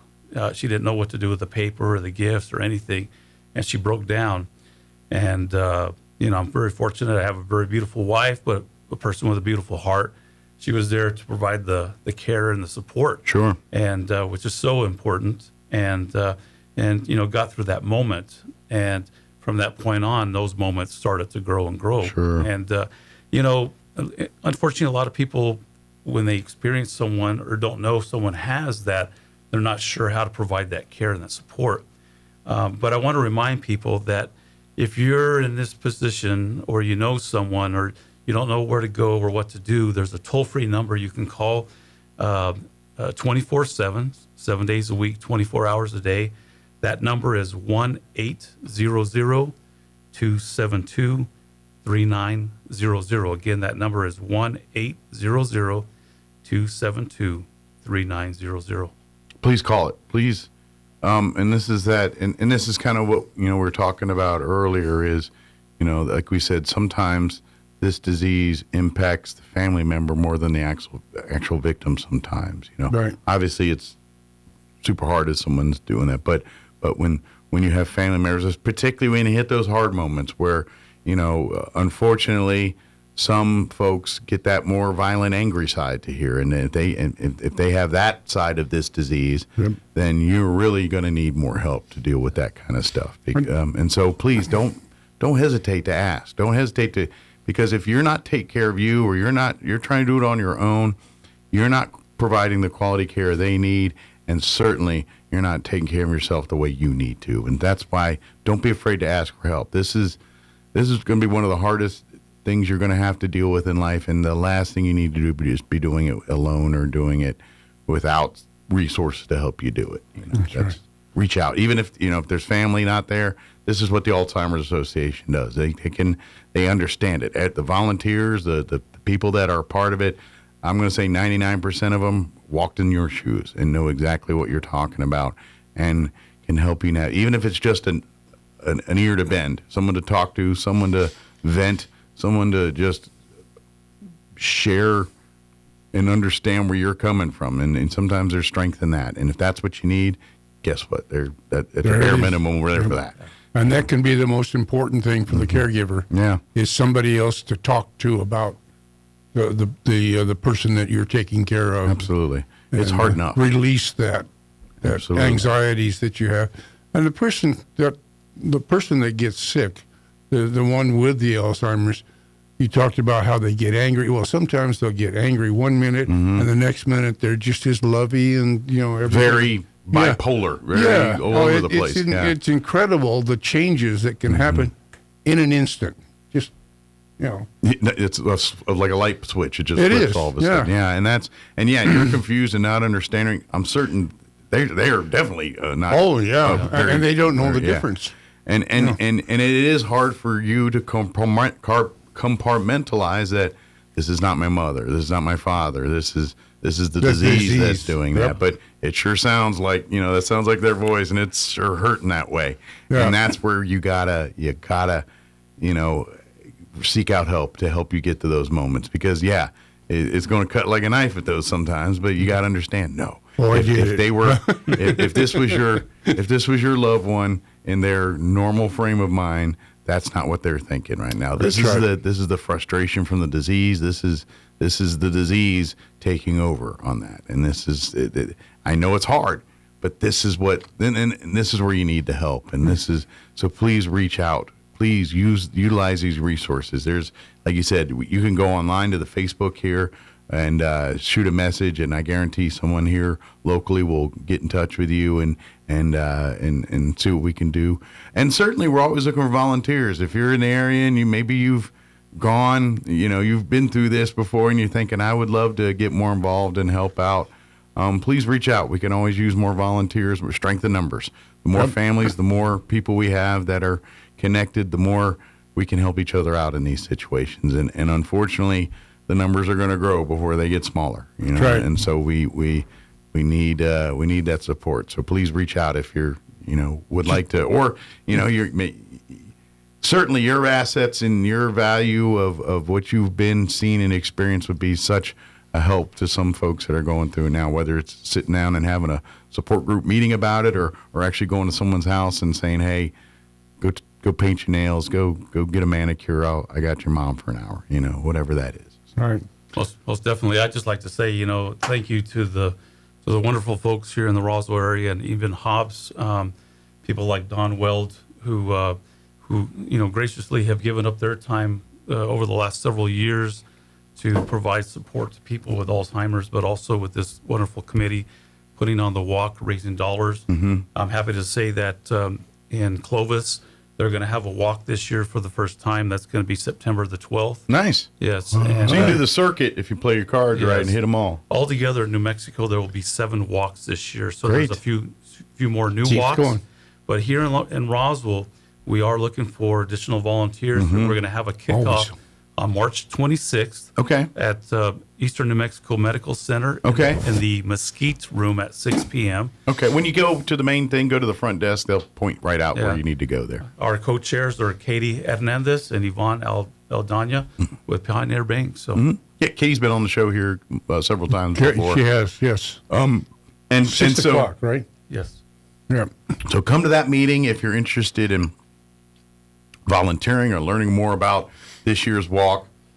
I know you can go to the Alzheimer's ALZ.org website, and then there's like a link to find a team, and then you can click in Roswell, and then you can sign up a team. Or if you happen to know someone already on a team, I believe you can go and contribute to their team's funds and all that right there too. So that's a great way to support too if you want to sign up a team here. But definitely come join us here on the 26th at the hospital Eastern. There in the Mesquite Room. What time was that again? 6 p.m. Anthony, 6 p.m. And then that'll be our next informational meeting about our walk here in November.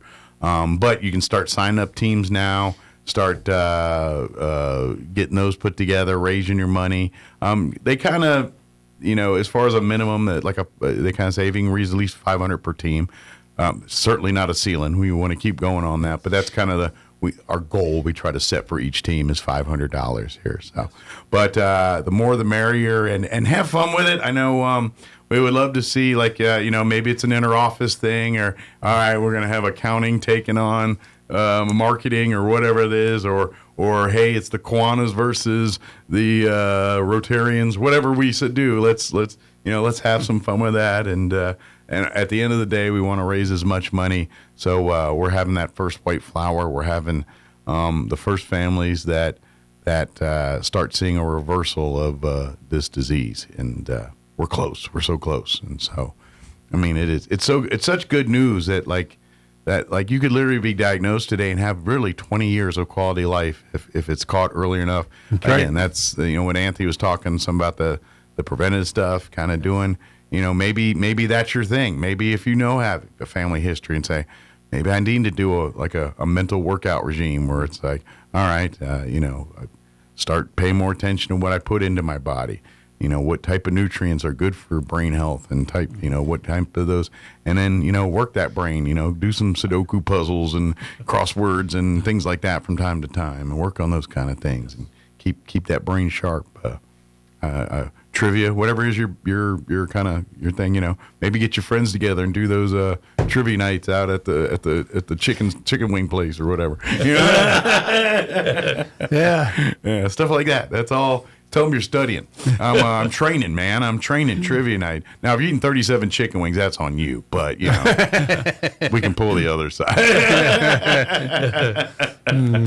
Good deal. Before we go, is there anything we want to cover, anything we want to mention that we just skipped over and didn't get a chance to cover? I think.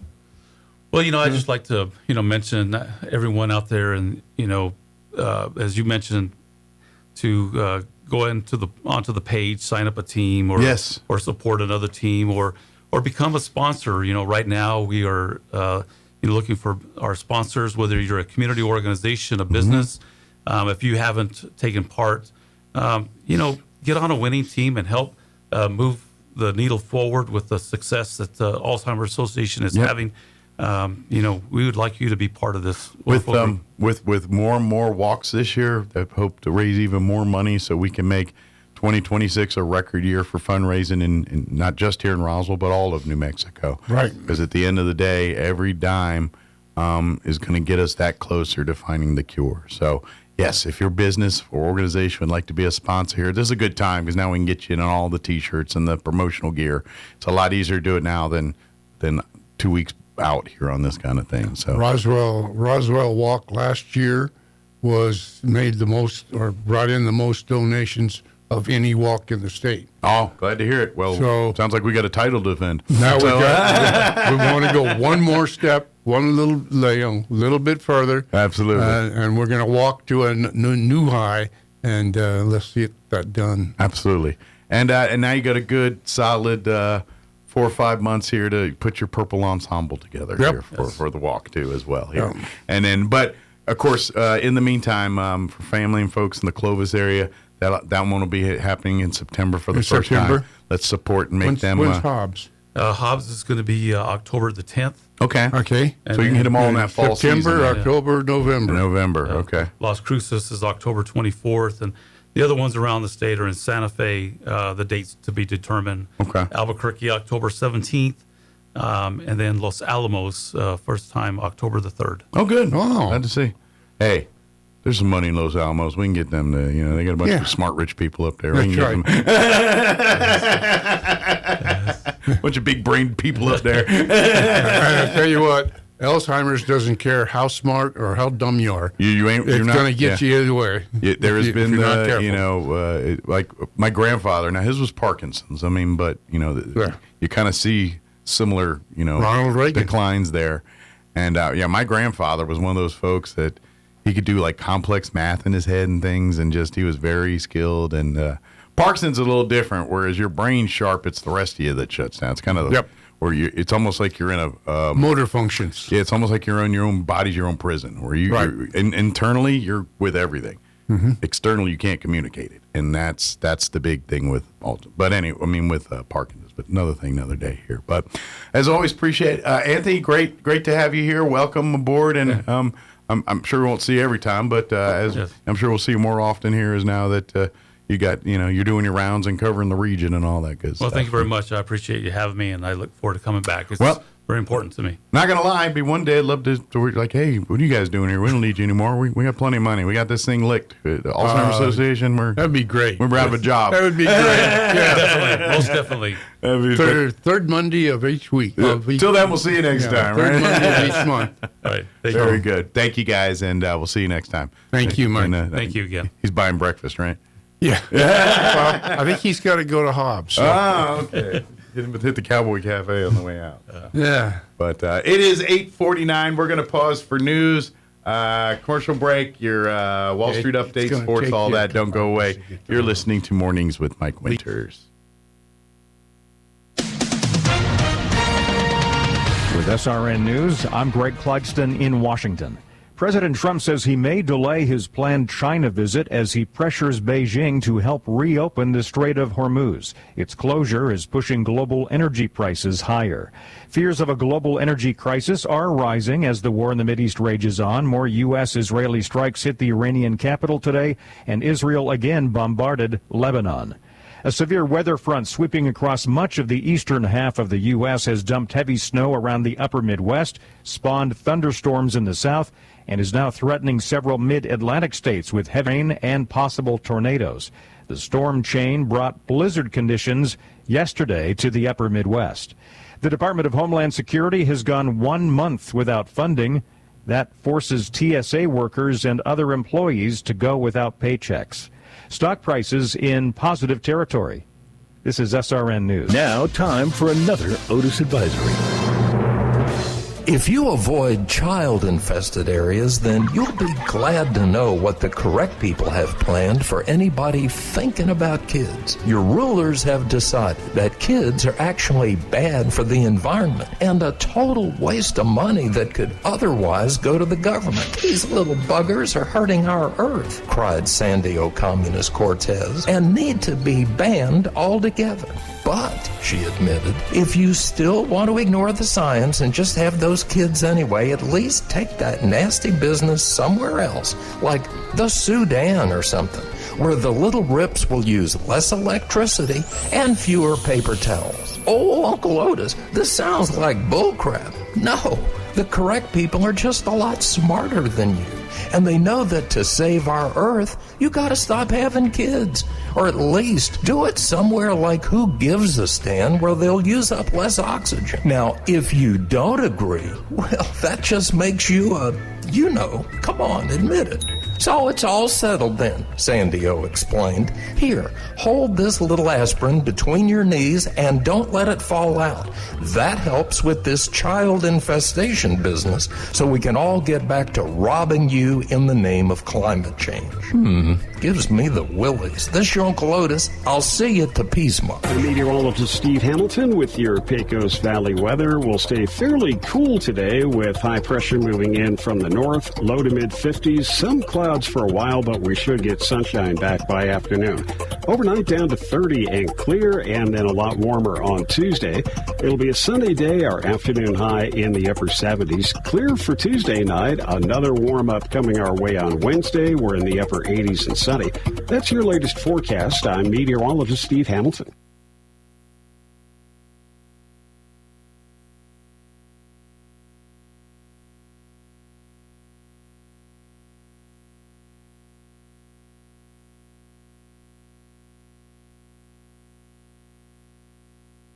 all across America. This is the Red Apple Audio Network's Market Report, sponsored by Abacus Global Management.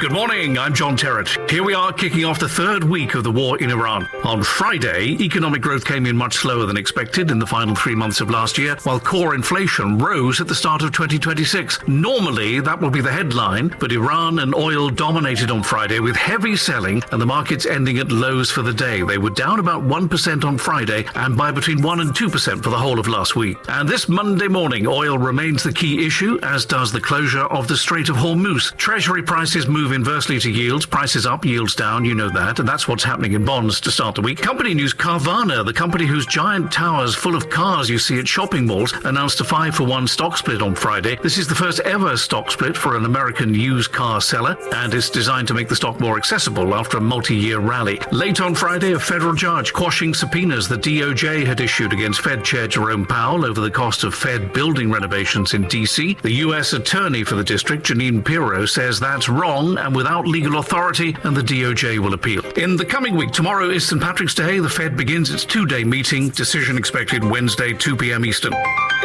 With business, I'm John Terrett. This is the Red Apple Audio Network's Market Report, sponsored by Abacus Global Management.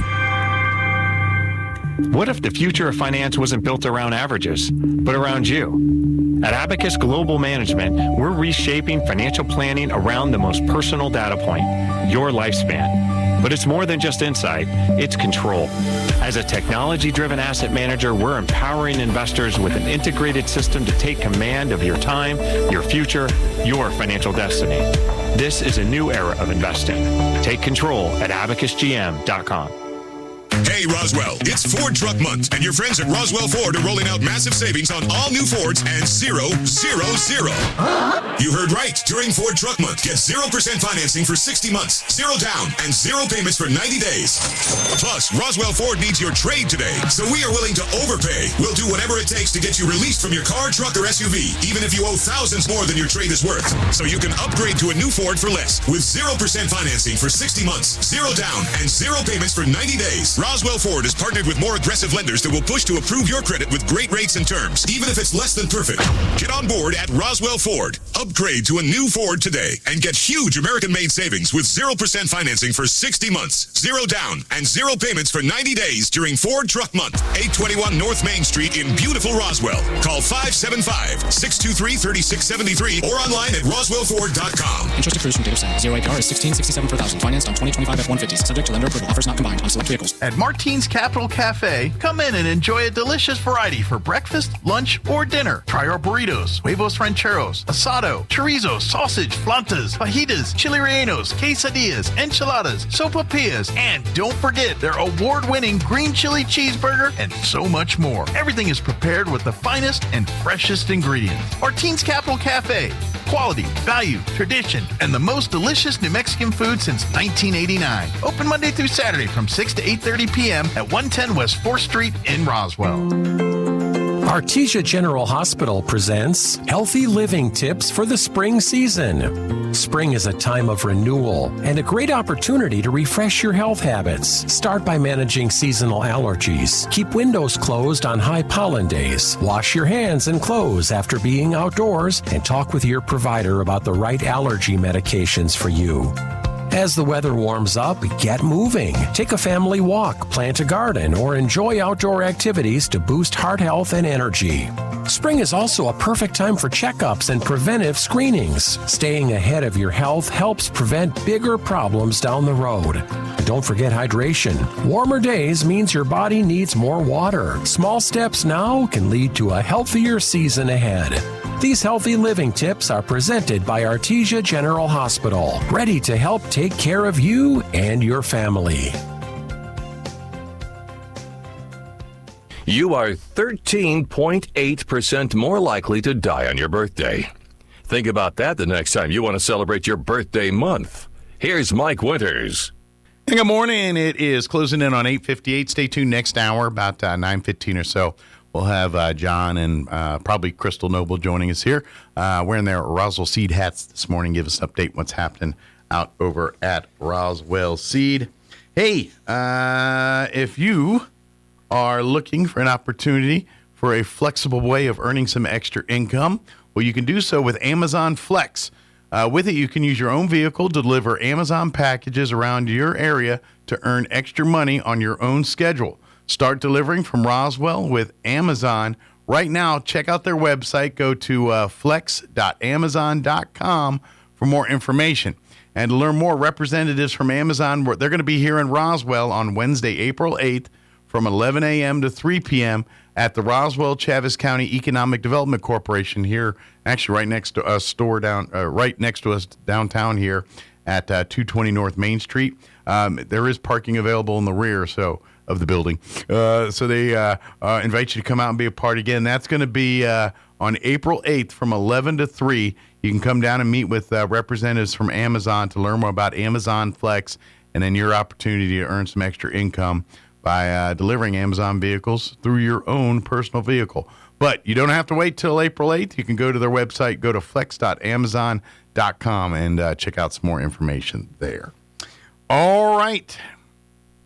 It is closing in on 9 o'clock here. We got about another 20 seconds or so before we kick into news here. We'll be back on the other side of news. Like I said, next hour, we're going to have the folks from Roswell Seed join us, give us an update and chit-chat there. Probably some wedding advice or marriage advice, all that. Well, too, a little bit of all that. So we'll be back on the other side of news. Don't go away. You're listening to Mornings with Mike Winters.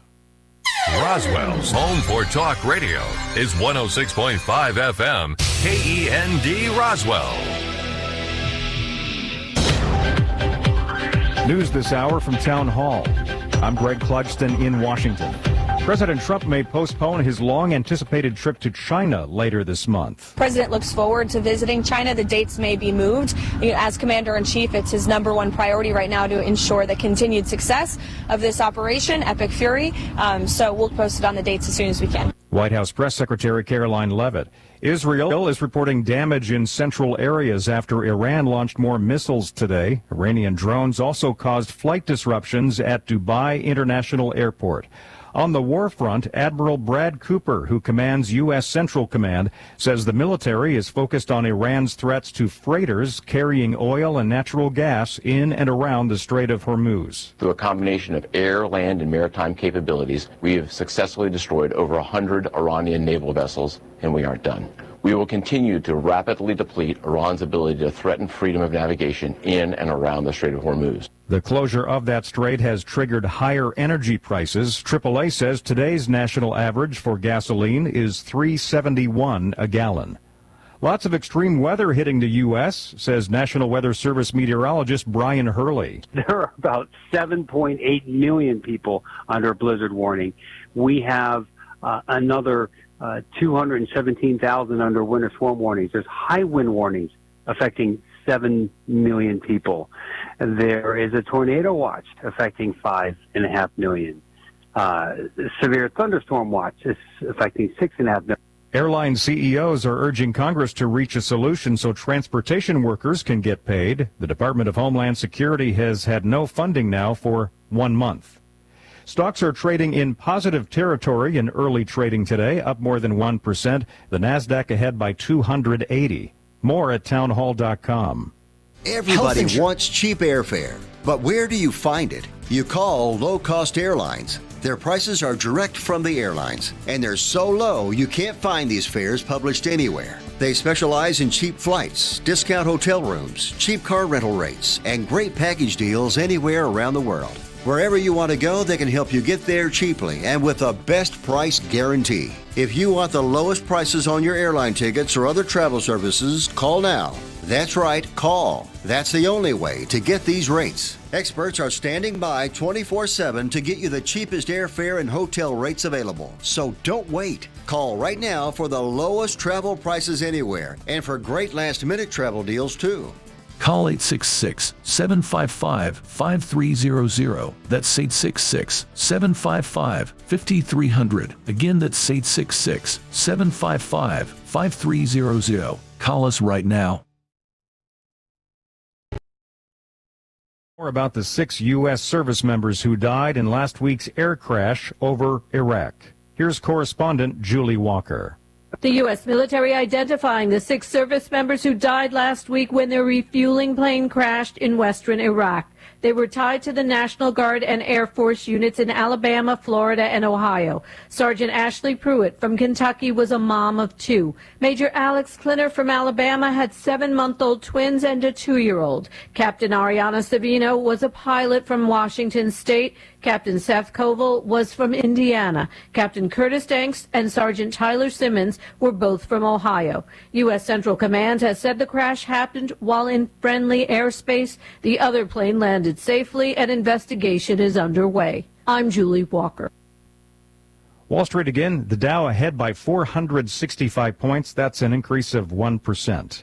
News and analysis, townhall.com. The United States has made an historic shift in its trade dynamics. America is importing more goods from Taiwan than from China for the first time in decades. This change is primarily attributed to the implementation of tariffs and a substantial surge in demand for technology products, particularly those related to artificial intelligence. That's correspondent Ron Taylor reporting. A former Colorado funeral home owner faces 20 years in prison after giving families fake ashes. She helped her ex-husband hide nearly 200 decomposing bodies. Carrie Halford is asking for leniency when she is sentenced later in the day. The WNBA's commissioner says progress is being made toward getting a new collective bargaining agreement. The two sides met for another marathon negotiating session yesterday. It didn't end until about 3 o'clock this morning. And more talks are scheduled for later today.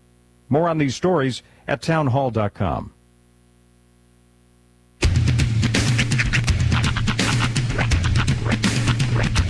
What in the wide, wide world of sports is going on here? I promise you, whatever scum did this, not one man in this force will rest for 1 minute until he's behind bars. Now let's grab a bite to eat. Yeah, come on. I feel the hot wind on my shoulder and the touch of a world that is older. I hit the switch and check the number. I leave it on and then I slumber. I hear the rhythm ringing through it. Flamenco guitar and cumbia music. I hear the talking of the DJ. The travel witch said, what does he say? I'm on a Mexican radio. I'm on a Mexican radio. Broadcasting live from high atop the J.P. White Building in downtown Roswell, New Mexico. It's Mornings with Mike Winters on 106.5 Roswell's Talk FM. Is that what I sound like when I talk? Now, here's your host, Mike Winters. And good morning. It is 6 minutes after 9 o'clock. Welcome to hour number 3 of Mornings with Mike Winters, right here on 106.5 Roswell's Talk FM. Happy Monday, everybody. Yep. Hope your Monday going well. If you're a spring breaking school-age kid, shut up. Enjoying the spring breaking? No. Good for you. Congratulations to all the teachers out there for their additional week off. In all honesty, though, teachers, if anybody deserves an extra week of work off paid, it's absolutely you guys and cows. See. Yes. Yeah, my wife would be happy. Getting, actually, I think she was getting the car gassed up and getting ready. You know the old little trip after the show here. So. Yeah. You know the old adage, if you can read this, thank a teacher. Get her a shirt that just says, if you can read this, I'm on spring break. That's right. Had that last line be interchangeable, so be like, I'm on summer vacation, I'm on winter break. If you can read this, I'm on vacation. But, yeah, do your kids have any plans for the week off? They're with Mother Dearest this week, so okay. I think she's got a couple things planned, maybe a trip up the hill. No, okay. Something along those lines. Good for them. Yeah, but you know, do they go to the go-kart stuff, or what do they do up there? Mostly just kind of get out and kind of sightsee. Hunter likes the wilderness up there, and okay. They have a couple of little favorite spots to just stop off. Never really taken them on the go-karts or anything like that. I usually, if I have any of my kids, or if it's my nieces or nephews, we're always at Fun Trackers at some point. That's usually just where we go. Yeah. Whether it's my side of the family or Kim's side, if there's kids, we're going to Fun Trackers. It just ends up there. That's where we're going to be. Yeah. But yeah, no. So that's probably part of theirs. But at the same time, it's and trying to get kids to understand this is hard. But we're not on vacation. We still have lives. Yeah. Although I'm quite adept at the slick track there now. Yeah. Yeah. I'm one of those. Do you drift? Oh yeah. Do you pull the handbrake or? Well, there isn't a handbrake on those. Then we do the. Oh, that's right. No, it's the pedals. Yeah. The last time I was on a go-kart was not this last time we went to Vegas, but the first time a couple of years ago we found a go-kart track out there that was really cool. Yeah, if you they have enough giddy up where you can kind of slide around those corners a little bit. But that's always one. I usually do it once just to be like, all right, because usually the kids weren't. Now they kind of are, but they weren't then. They were like, so usually me and my brother or whoever will go, brother or brother-in-law, depending on which trip we're going with. Yeah. We'll get up there and goof around on the slick track. Do you ever get up there and like mini golf or anything like that? I've done it before. I haven't done it in years. It's been a while since I putted, but that's where Kim and I technically had our first date. Was there putt-putting there? I'm not good at it, but it is an enjoyable way to pass time. Putt to golf. No, that's actually the better. You're better off as far as like in like an icebreaker / date situation. The worse you are at it, because if you're good, you just look like a cocky weirdo who's been playing a lot of mini golf. Yeah, it's like this guy's like flexing on putt. I mean, come on. You're weirdly good at this thing, which is kind of. I stumbled on a story a couple weeks ago. There's a kind of semi-iconic putt course in Albuquerque. Oh, is there? Or there was for a number of years. It's right there along San Mateo, I believe. Okay. I could be very wrong. It's over there by where Cliffs was. Is it still a? It was known because you could from the road you could see it had a bunch of animals like a giraffe and several other, and that was like the theme of the putt. But it's been in a number of movies and TV shows. I think it was in Breaking Bad and a couple other things. It got closed down a number of years ago, but somebody came along, bought the course, and is rebuilding it to basically the exact specifications it was at before. And it's his Casa Bonita. Kind of, yeah. It's like, I think it's probably one of those stories. Yeah, like he grew up, or he has like a story from that course. Right.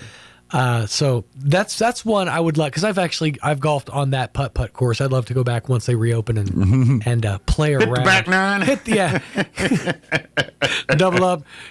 Are you in a golf cart? Right. It's a long course, man. It's a long course. It's a mini putt golf. The end is right there. Right. It starts here and ends. I brought my own golf cart for that one. I am pretty excited though, because Roswell, not necessarily putt, but and I know it's still going to be a ways because they have to finish, but getting not one, not two, but three trampoline. I keep hearing that. Parks. Yeah, I've been hearing about that for like 3 years, haven't I? But I've seen a lot of progress towards it. Like the one up by Sam's Club. Yeah, that sign was very deceptive. That was like the Hooters sign for right. It's like we got that Hooters from 30 years ago. But they did recently change the sign. Now it says opening spring of 2026, which I mean we're kind of there. They just barely broke ground. It's March. Now I know it can't be that hard to build an empty warehouse full of trampolines. It can't be that hard. I feel like there's a crazy amount of insurance on something like that. I'm sure. Yeah. But like I saw, a group of, granted, very diligent people build a stadium in like a month over in Saudi Arabia. Now, whether or not those people were paid to do so, that's another question. But the point is, they got it done. Right? I'm just saying, you put enough people on a project, you can get it done.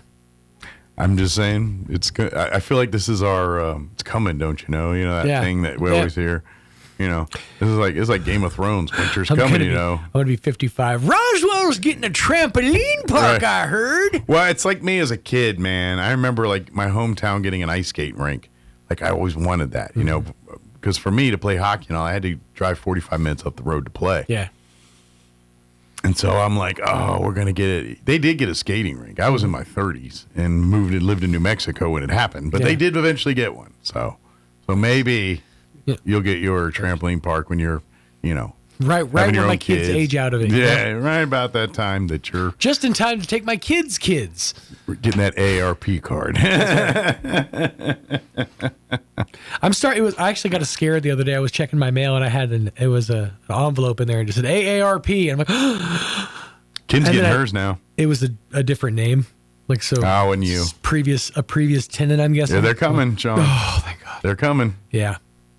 It almost feels like a threat. They're like, we know where you are. Mm-hmm. We're going to call you Clark Connors, but we know where you really are. Yeah, like I was getting mine years ago, and now my wife's getting hers because she's 2 years younger than me, so she's right at 50, and so she's getting the cards now. Getting too. the hints. Phone's going to start ringing, and they're going to call your landline too because they know you've got one because you're old. Not us, boy. I know. We are landline free. That's I'm right. a hip kid. That's not mine, and that's on the internet. That's true. Technically, it's not a landline. It is a VoIP.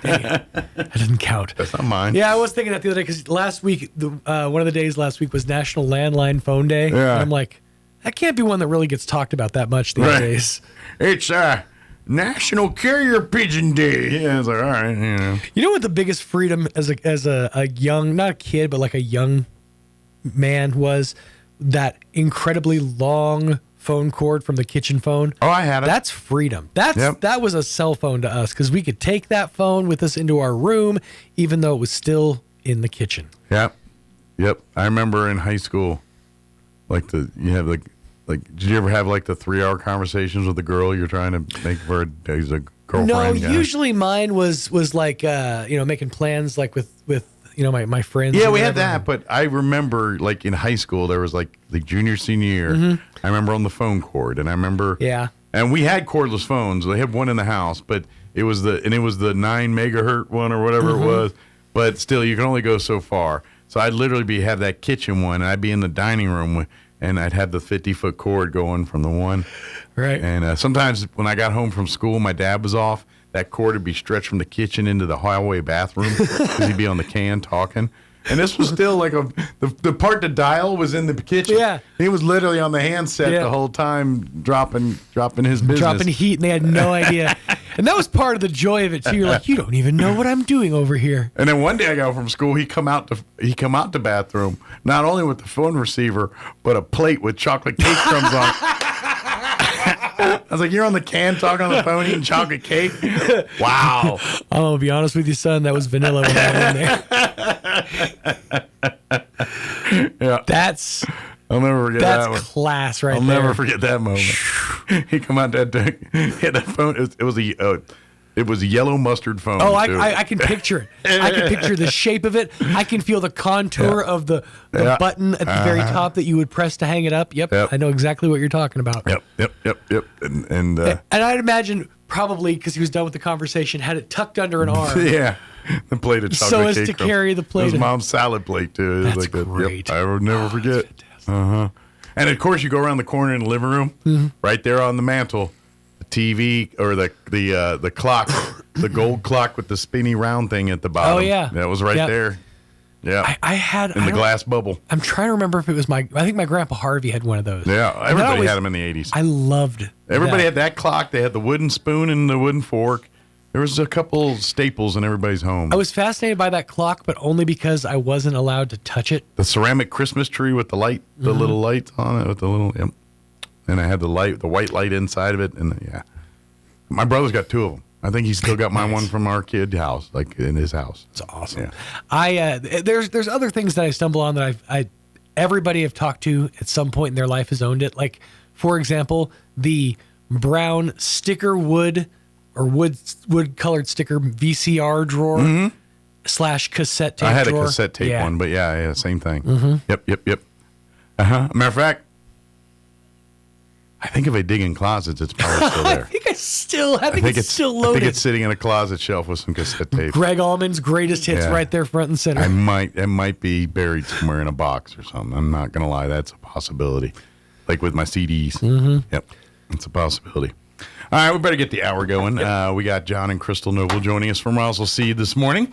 Give us an update on what's happening there. Before we do that, though, let's take a gander at your weather. Cold today, not cold the rest of the week. I'm meteorologist Steve Hamilton with your Pecos Valley weather. We'll stay fairly cool today with high pressure moving in from the north, low to mid 50s. Some clouds for a while, but we should get sunshine back by afternoon. Overnight down to 30 and clear, and then a lot warmer on Tuesday. It'll be a sunny day, our afternoon high in the upper 70s. Clear for Tuesday night, another warm up coming our way on Wednesday. We're in the upper 80s and sunny. That's your latest forecast. I'm meteorologist Steve Hamilton. Thank you, Steve. Currently 35 degrees here in Roswell. Humidity's at 28%. Winds are out of the south at 16 miles per hour. Today, going to be cloudy to start, but the sun's supposed to come out. Not going to be very warm. High of only 51 today, but winds will be actually getting a little breezy this afternoon out of the south, 15 to 20 miles per hour. Tonight, skies will be clear with an overnight low of 28. South winds 5 to 15 miles per hour, and then things start warming up. Upper 70s pushing 80 tomorrow, sunny and 79. South winds 5 to 15. Wednesday, we're in the upper 80s, sunny and 87. North winds at around 5 miles per hour. Thursday, we hit the 90s, sunny and 93. Friday, sunny and 97. Yeah, pushing 100. And then Saturday, more of that, sunny and hot, 97 for a high, sunny and 92 on Sunday. So if you don't like your cold 51 today, it's going to be like 80 tomorrow, pushing 100 by the end of the week. So welcome to New Mexico. All right, it is 9:19. We're going to take a quick commercial break.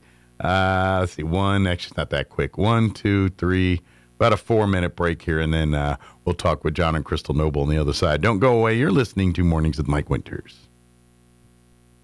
Ring in the new year and save on the speed you need with Plateau. Switch today and get reliable, blazing fast speed to stream more, game more, and surf more than ever before. Plus, consistent billing with no data caps. And with Plateau, you'll save more too. Take 2026 to the next level with Plateau. Lock in your low rate today, then get ready to get the speed you need without breaking the bank. Call 1-877-PLATEAU or log on to plateautel.com today and ring in the new year with Plateau. Try true, trusted. You can buy all the furniture you want, but can you accessorize?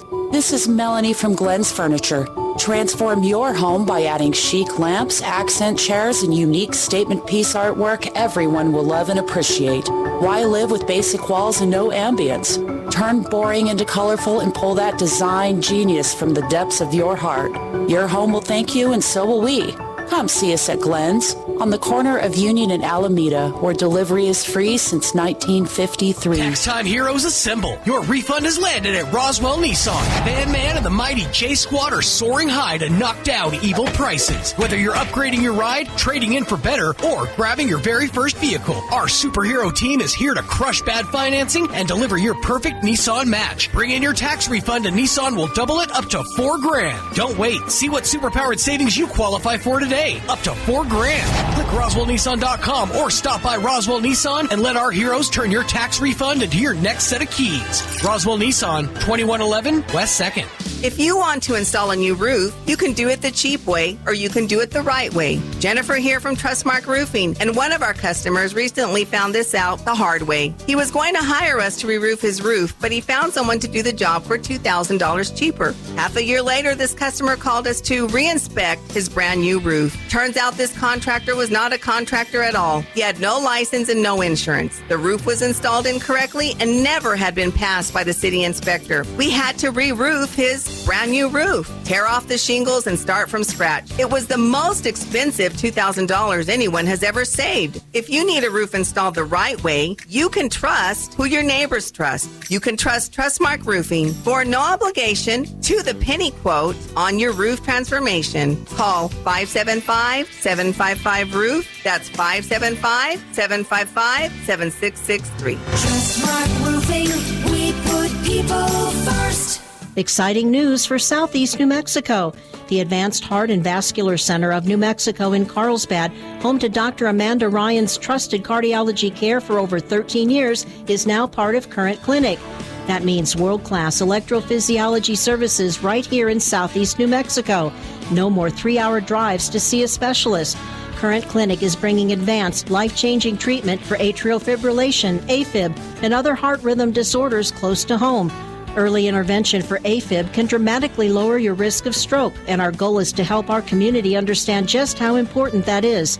You and your loved ones deserve comprehensive, cutting-edge heart care without leaving town. If you're experiencing an irregular heartbeat or AFib symptoms, expert care is now available locally. Visit currentclinic.com today to learn more and schedule your consultation. Current Clinic, easy access to comprehensive AFib care right here in Southeast New Mexico. $5,000. That's the average amount of money people in the U.S. are now spending on gas in a year. $5,000. That's crazy. If you drive, you have to download Upside, the free app that gives you cash back every time you get gas. That's right. You can earn real cash back with Upside just by buying the gas you're already buying. You can literally start earning cash back today. I use Upside every time I fill up, and I've already made around $300. You're putting gas in your car anyway. Why not get real cash back? If you like free money, download Upside. I'm saving the cash I earn from using Upside to help pay for a vacation later this year. Download the free Upside app now to earn cash back every time you buy gas. Use promo code AIRPORT25 to get an extra 25 cents per gallon on your first tank. You can cash out anytime right to your bank, PayPal, or a gift card for Amazon and other brands. Just download the free Upside app and use promo code AIRPORT25 for a 25 cents per gallon bonus on your first tank. That's code AIRPORT25 for a 25 cents per gallon bonus. A Greek Canadian man invented the Hawaiian pizza. His name was Tex Colorado, and he's from Detroit. Here's Mike Winters. And good morning. It is 24 minutes after 9 o'clock. And joining us in the studio this morning, John and Crystal Noble back with us, wearing their Roswell seed hats this morning. Good morning, guys. Morning. Good morning. How y'all doing today? Enjoying the nice weather. Yeah, it's the cool, little cool chili dipper day here that we're dealing with. But yeah, fear not, it'll be you'll be sweating your pants off here in a couple days. 100 by the end of the week. Yeah, so which I'm sure is probably just lovely for your customers at Roswell C when it comes to planting flowers, and I'm sure soil temperatures are probably all over the place and everything else. They haven't really come up, that much. I mean, everybody's chomping at the bit. Right. But everybody, I got to plant. No, you don't. No, I got to plant. I got. Hold. It's like, hold. Literally the Braveheart here. Yeah. Hold. And I get it. I mean, people just want to be out it's there. It's just too cold. Yeah. It's just too, I mean, I guess you could, but it's a waste of money. I mean, it really is. You need to, we're really, about a month and a half before we start about a stuff month in the ground. Well, I mean, although the weather's going. The ground temperatures could start. It might be here first quick. part of April. It'll start to come up. But, generally, and but usually it's closer to May before we start getting to that ballpark. More or less, yeah. They'll always tell you. I mean, our rule of thumb always has been plant after taxes. Yeah. Bury your money. Right. with some really nice flowers. Yes, there you go. Right after taxes. That's always the rule of thumb. But I mean, like I said, the weather's it's changing. Yeah. And no matter what the outside temperature is, ground sign temperature, that's the key temperature. Sure, that's where all the cooking's happening. Yeah. And that's where all the magic happens is underground here. And everybody wants to plant all these flowers. It's like, okay, I get it, but it's not going to work. Look, if you really have a hankering, start them indoors. Yeah. Start them in a greenhouse or on your back porch or some place that's, weather protected. Well, yeah. Gets a little bit of, gets a break from it. Then here in about a month, you can put them in the ground. Yeah, and then you'll have the nice, I gotta fertilize. It's like, okay, fertilizing is fine. I gotta do this. No, you can't. I want to plant. You can't plant that right now. Why not? I'm Mother Nature. I don't know. I guess if you got your gardens and stuff, just keep like a cover on it. Does that actually help with the soil temps at all? Or so generally. The biggest killer of most everything is frost. Yeah. So everybody's trees that have budded out and they got these big, beautiful blooms. Yeah, that's. And we're going to hit below freezing again tonight too. Yeah. It's still a possibility. Right, here, and I try to inform people. It's not necessarily really the cold. It's the frost. It's kind of like, you open up your freezer and your refrigerator and stick your hand on the wall. You're going to burn yourself. Right. Same thing that happens with the plants in your trees. Same thing. So probably throwing that tarp or whatever. Yeah, or even a light trash bag or something. You just want to keep that frost from burning on the leaves. and you should be okay. Gotcha. You know, so I mean, if you do, and we do, we got some overzealous people. You know, they came in. Well, we're buying, we're planting. You know, and it's like, hey, best. You know, is it going to work? I don't know. Yeah. You know, that's the whole point of gardening is, you know, you're supposed to go out there and experiment and blah, blah, blah, blah, and blah. And, yeah, play around a little bit. Yeah, play around a little bit. I'm not a gardener. I don't ever claim to be a gardener. Yeah. I tell you the premises of gardening, but no, because you can't drink beer and garden. So. Hold my beer. But, yeah. But I would also argue it also depends what you're... Like if you're doing flowers and stuff, you got narrow windows on these bloomings and things. You know, if you're doing it for food, if you're trying to plant things, you know, that's where you probably need to stick to this. I mean, the flowers play with a little bit. Yeah, okay. Right. So you plant early, you might bloom early. It's going to die early. Yeah. I mean, I'm just saying, you can plant whenever you want. There's a finite cycle on the bloom. It's just what it is. Whereas it's probably more stringent on those windows if you're growing crops or growing your leafy stuff or you've got to put it in the ground, otherwise it's not going to develop right and you're going to have a funky looking tomato or a funky looking head of lettuce or whatever that is you're after. You know, you got it, and everybody is different. Everybody's planting style is different and growing and everything. It varies all over the place. I was talking with one of our customers. She's going to hit me because I forgot her name. She has the Haitian truck down over in the Salvation Army. Oh, the Caribbean K's? Yes. Yeah, I need to try. I've been hearing good things about that. Yeah, okay. So all of her vegetables is homegrown by her. I want to try them plantains. I've never had plantains ever in my life. They're good. It's I haven't had hers. I've never had them, and I'm like, I need to try them. And I figured that's what Jamaican person ought to really know how to cook some plantains. I'm going to try that. But she was talking about her garden. Actually, she wasn't. Her husband was, because he's just all like, oh, you got to be kidding. Like, their whole backyard is their garden now. Nice. All of her food is grown. I mean, she grows it. Nice. As far as the vegetables and stuff. And this woman has got a green thumb that I have never heard of. You know, he was saying that last year, the peaches on their tree, they couldn't give away enough. He said the trees are just loaded with peach, and they got pomegranates. He said pomegranates, same thing. He goes, we had bags of pomegranates.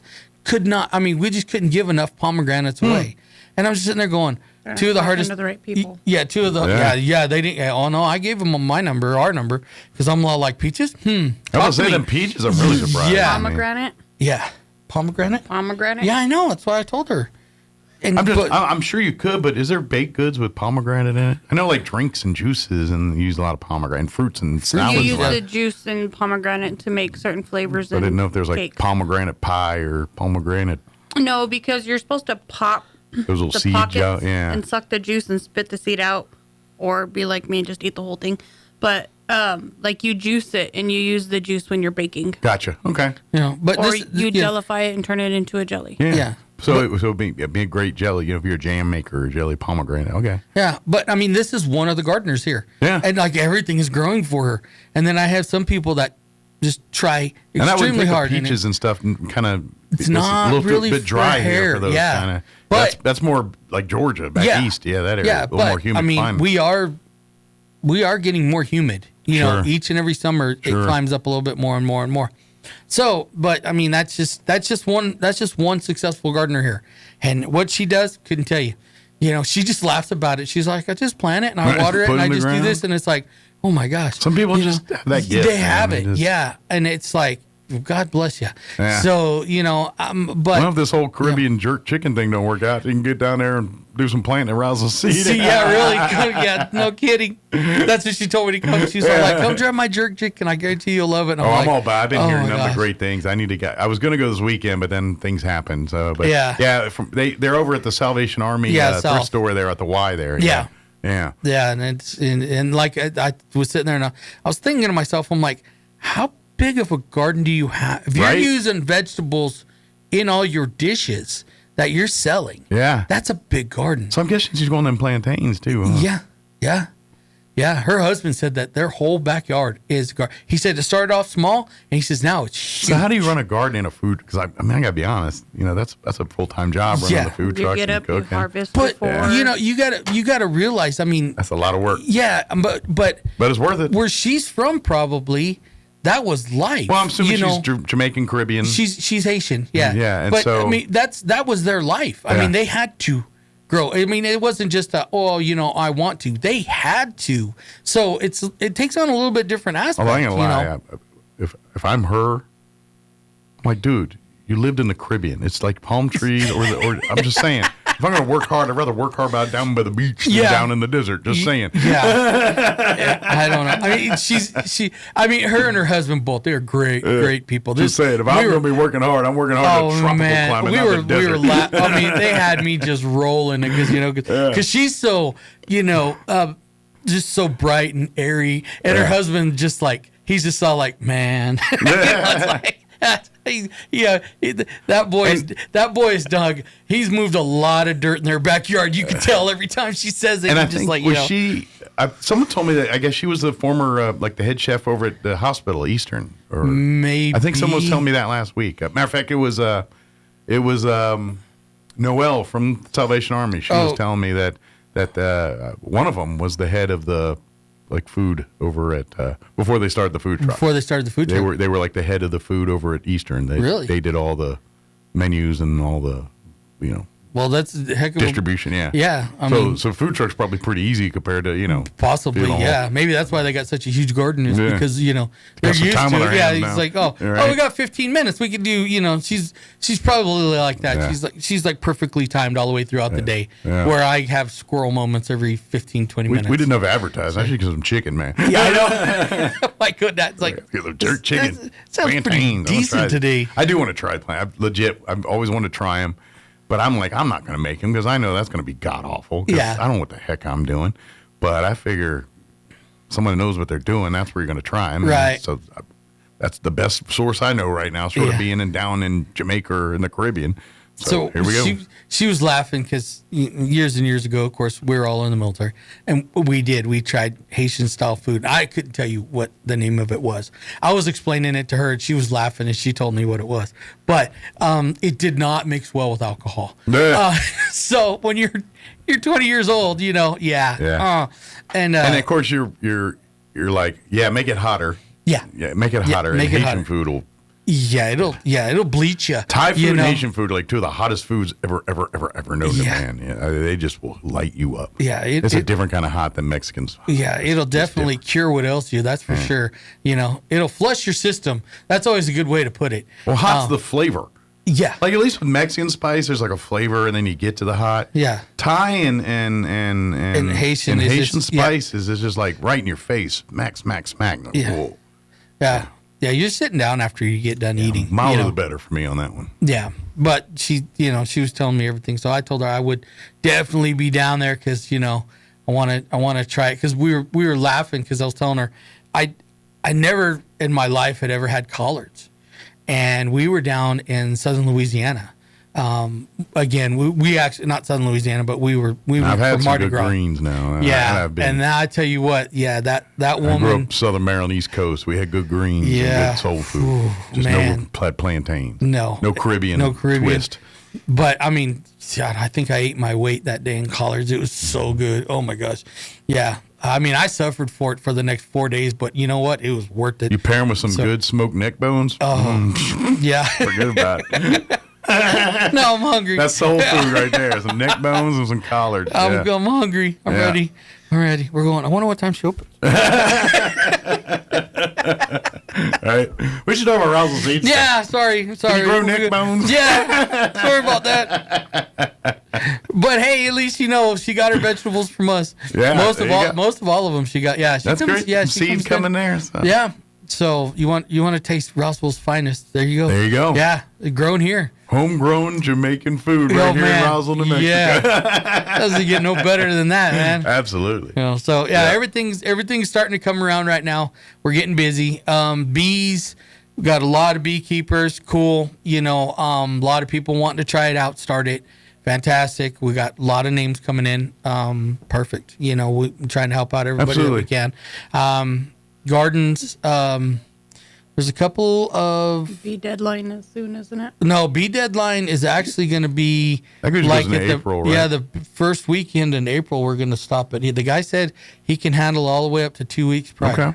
But so you don't have to wait till the last minute. No, you can do it now. Please don't it's wait till allowed the last to do minute. it early.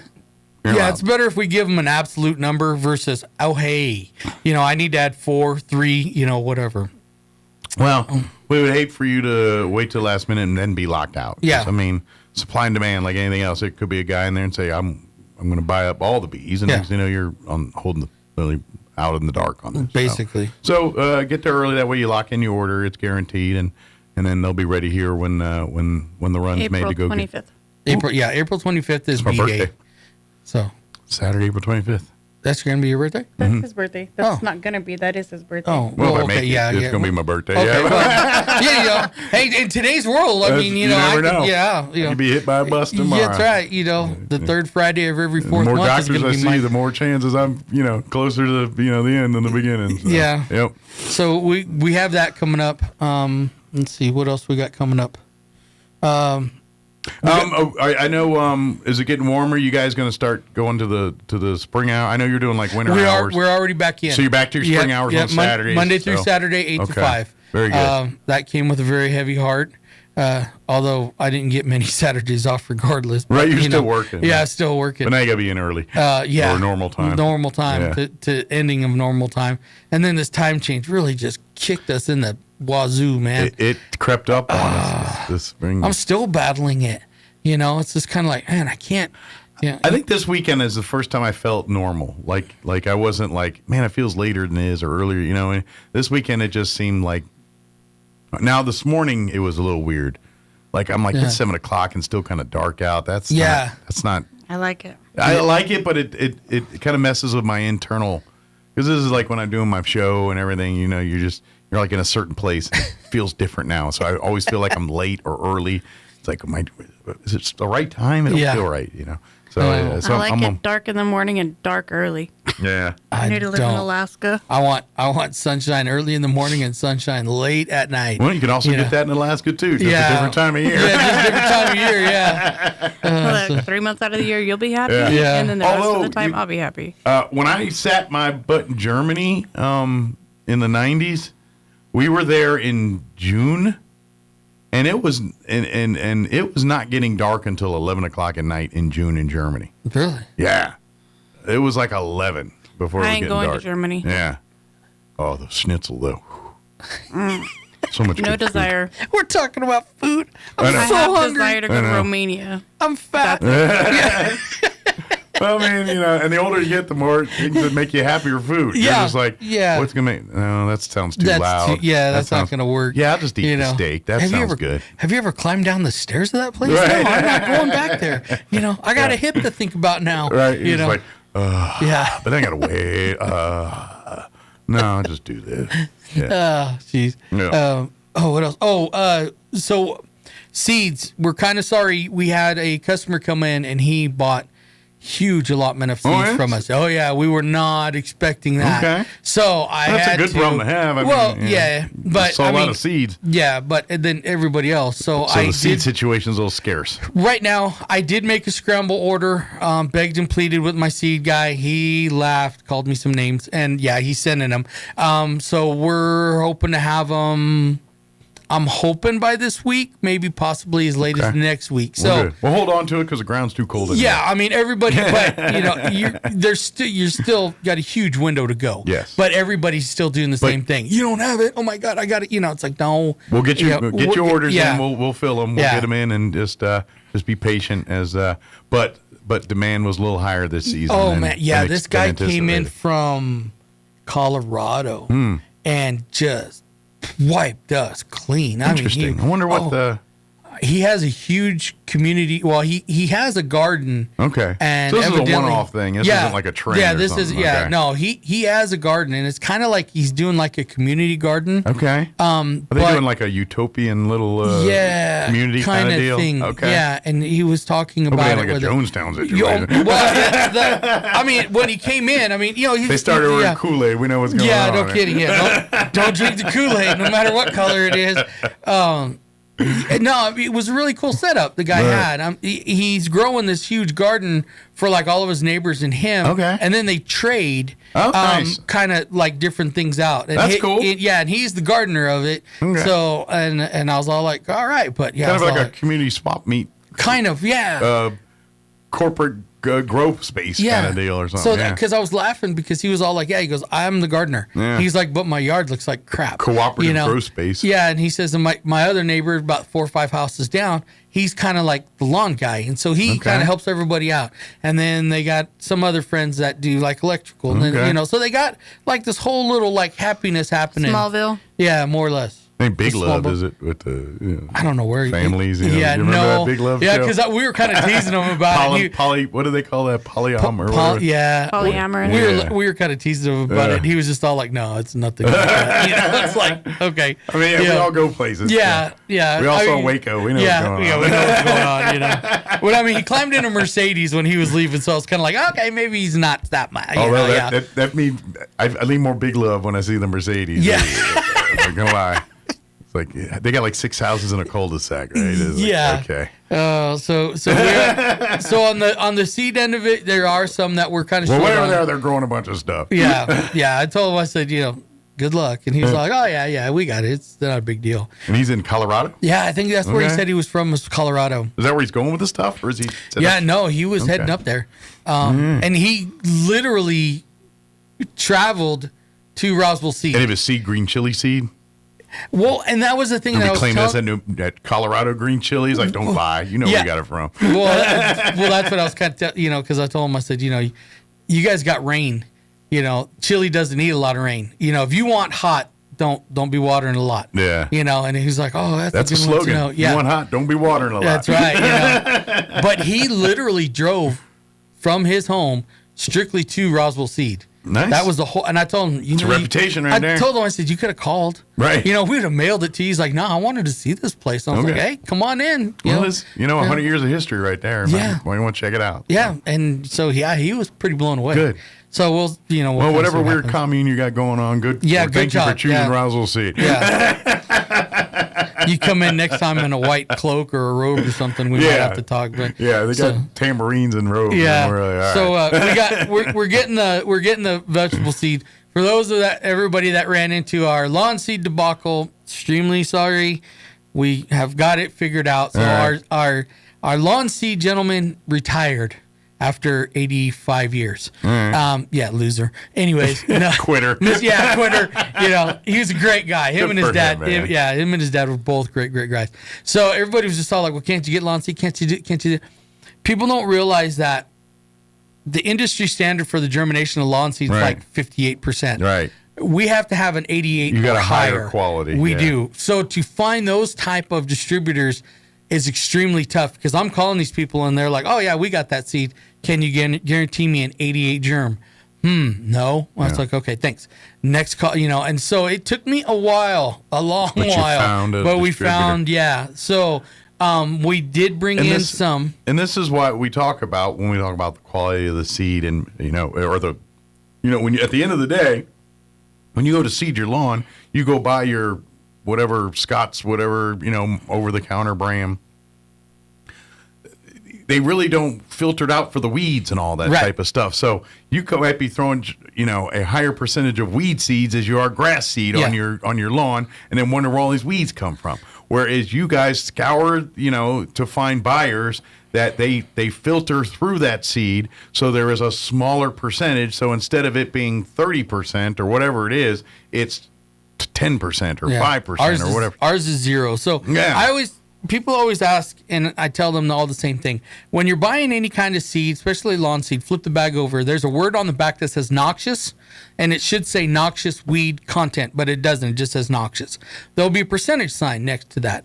Okay, so that percentage sign is weed seed per pound of seed in that bag. Gotcha. So if you flip over a bag and it says 33% noxious content, that's 33% per pound. So you're paying a 30% of weed. So so if you're buying a 20-pound bag of lawn seed, that's that's roughly a lot. 30% of his weed seed. Yeah, that's in there. So that's what we're talking about here. Yeah. Now if you're just doing like a whatever. You don't really give 2 squats. Go for it. Sure. But it's cheaper. Go for it. Absolutely. You know? But if you're trying to build a yard that's nice or something, certainly if you're trying to get golf, golfing quality grass, and you're going to have to be a little scrupulous. Yeah, on that. and I tried to tell. I'll tell people all the time, same thing. You go ahead and you buy that seed. Mm-hmm. It's perfectly fine. You're going to spend twice the amount on weed killer and everything else. And you're going to come in and see me for it. So it's either one or the other. Sure. But I mean, if you're not going to prep your yard, if you're just throwing stuff out, then go with that stuff. Yeah, if you're just trying to tamp down dust and stuff, then but if you're trying to have a yard that you want to be fed and healthy and weed free, or then you gotta it's setting the table. You gotta set the table right from the start. It's just like a workout regime or eating healthy. You got to set the base if you're going to do that kind of stuff. And this is how you do it for your front lawn, your grass, and everything else. Yeah. So I mean, and we are doing we will be continuing with the Fox Farms. I have a shipment coming in. I don't know. I think it's this week. Okay. Next week. We do have a shipment coming in. And so we will have the Fox Farms soils. We're going to be carrying the 2. We're going to be carrying the potting mix, which has the guano and worm castings in it. And then we're carrying the ocean floor, which will have the sea kelp and ground crab in it. Yeah. Artisan. Well, I mean, they seem to be We got really good sommelier. We got really great responses from everybody that was using them. So it's like, does sound bougie, cool. but all right, man, if it works, let's go for it. Well, because the days of just buying regular potting mix and then putting your own mixture, that's gone now. You know, everybody wants the one-stop shop. I can buy this bag. It's going to cost a little bit more, but hey, you know what? It's always there. And this is kind of the beauty of making the world small. Like, let's face it. We were talking about pomegranates and that kind of stuff earlier. Yeah. 100 years ago, because of shipping, because of that's why do you think these fruits are now showing up? Like 40 years ago, we're never hearing, because they're parts of the world where you can't get it. You couldn't go. Now we can ship seed. We can ship. You can start, and as long as your weather is conducive to grow that vegetable, we can do that kind of stuff. So it makes sense. We do the same thing with our seed, our fertilizers, and our topsoils and things. It's like, normally wouldn't. I'm sure they're putting a lot of sea kelp in that New Mexico soil. Yeah, you know what I mean?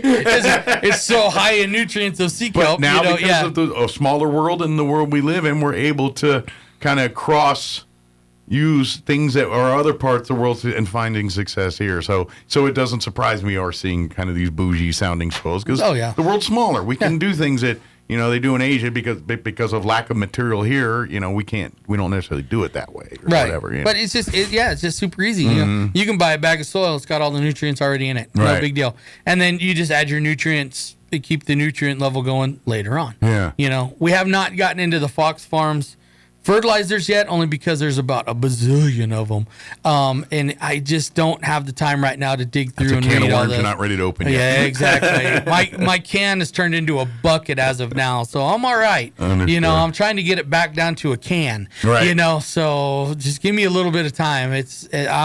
I'm stretched extremely thin right now, so I'm doing everything that I possibly can. Nice. And trying to get the most important things right now taken care of. Sure. Well, it's anytime there's a transition season, that's your busy times. When we're transitioning from winter to spring, or from summer to fall. These are, or even, from fall to winter, or even spring to summer. Those are transition times, especially, kind of when it's from that spring to fall, it's more of the grasses, more of the yards. But, from winter to spring, it's kind of plants and veggies. Same with the fall, those are the two vegetable and food growing type seasons. And so, but, the seed needs a shift during those times here. And then we're just talking about Joe and Jane, the average gardener. We're not talking about so-and-so's farm down the street that needs, don't even get tons, started on that seeds one. by the ton, not by the bag. You know what I'm saying? I was laughing because I told her the other day, I said, I had a Jesus moment. I almost turned water into wine. She was like, what'd you do? And I was like, I pulled this one out of my hat, trying to help out a farmer, which it was our fault, but we got him everything that he needed, and it was, thankfully, he was cool with it. But people don't realize we make these preparations months ahead of time. Sure. And right now everything just got wiped out really, really quick. So I'm calling back my distributors, and I'm like, hey, and they're just all like, you're killing me, Smalls. Seriously? And it's like, hey, can you find me some more of that? Hey, can you find? And they're just all like, you know what? We're going to come to Roswell so you can just kick your butt. I'm like, yeah, bring it. Let's go. Make sure you bring what I ordered, though. Bring them trucks and trailers, load them up. We can get this stuff out. I'm making money, man. What are you gonna do? So and we're getting ideas. I got an idea for some Bermuda grass from a customer, and I'm looking into it. It's supposed to be pretty good, really hardy. But then again, here we are again. We're trying to find a distributor who will guarantee us an 88% germ. Absolutely. Which easier said than done. Yeah, that's it. Yeah. But in the meantime, come on by Roswell Seed. Like you said, 8 to 5, Monday through Saturday. Yep, we're back to normal. Come on to those Saturday hours. Now, if you're wanting those B orders, now's the time. You got a couple more weeks to get your order in, but just get it done now, and that way, you don't have to worry here when the end of the month hits and you're scrambling to get it done and all that. And of course, like you said, hold off on planting anything yet. Not quite warm enough, even though it's 90 outside. That soil temperature is the number that matters, and until it hits that 70 or whatever that magic number is. 60, 65, 66 cresting. Gotcha. You're good. And you can call the county extension agent. They do soil temperatures every day. Every day. Matter of fact, I should start getting the emails here pretty quick. That's what I've been waiting on. Yeah. They usually are out when we get close. Usually a couple weeks out, you'll start getting the emails. Yeah. So usually it's give it about another week or two out, we'll start seeing those pop. Generally, I always get them when temperatures are about 58. Yeah. So I haven't been getting emails. It's usually towards the end of March, I think we start seeing them coming in. And then, of course, any questions about anything, of course, Mother's Day, Father's Day right around the corner. If you got a green thumb on your list and don't know what to get them, come on by. We can get you gift certificates, all kinds of stuff. If there's all kind of, whatever, tell them what they do, and probably can find a gift that you'll love. Yes, yeah. Good deal. We help out. We try. Absolutely. We're not Hallmark, but by God, we're pretty dang close. That's right. Yeah. They got the cards, we got the flowers. That's right. Yeah. Good deal. Well, thank you guys as always, and we'll see y'all next time. All right, sounds good. All right, 9:54. Let's pause for news, sports, and a quick break before they kick me off the radio. Don't go away. With SRN News, I'm Greg Clugston in Washington. Severe weather is hitting several regions of the country. Folks in the upper Midwest are dealing with 1 to 2 feet of snow. The National Weather Service is warning about the threat of severe thunderstorms, as well as damaging winds and likely tornadoes along the East Coast, particularly from Maryland to South Carolina. About 3,000 flights have been canceled today. Treasury Secretary Scott Bessent says President Trump could delay his upcoming visit to China because of logistical reasons. He told CNBC the president may choose to stay in Washington to coordinate the war effort in Iran. Airline CEOs are urging Congress to reach a solution so that transportation workers can get paid. The Department of Homeland Security has had no funding for 1 month now.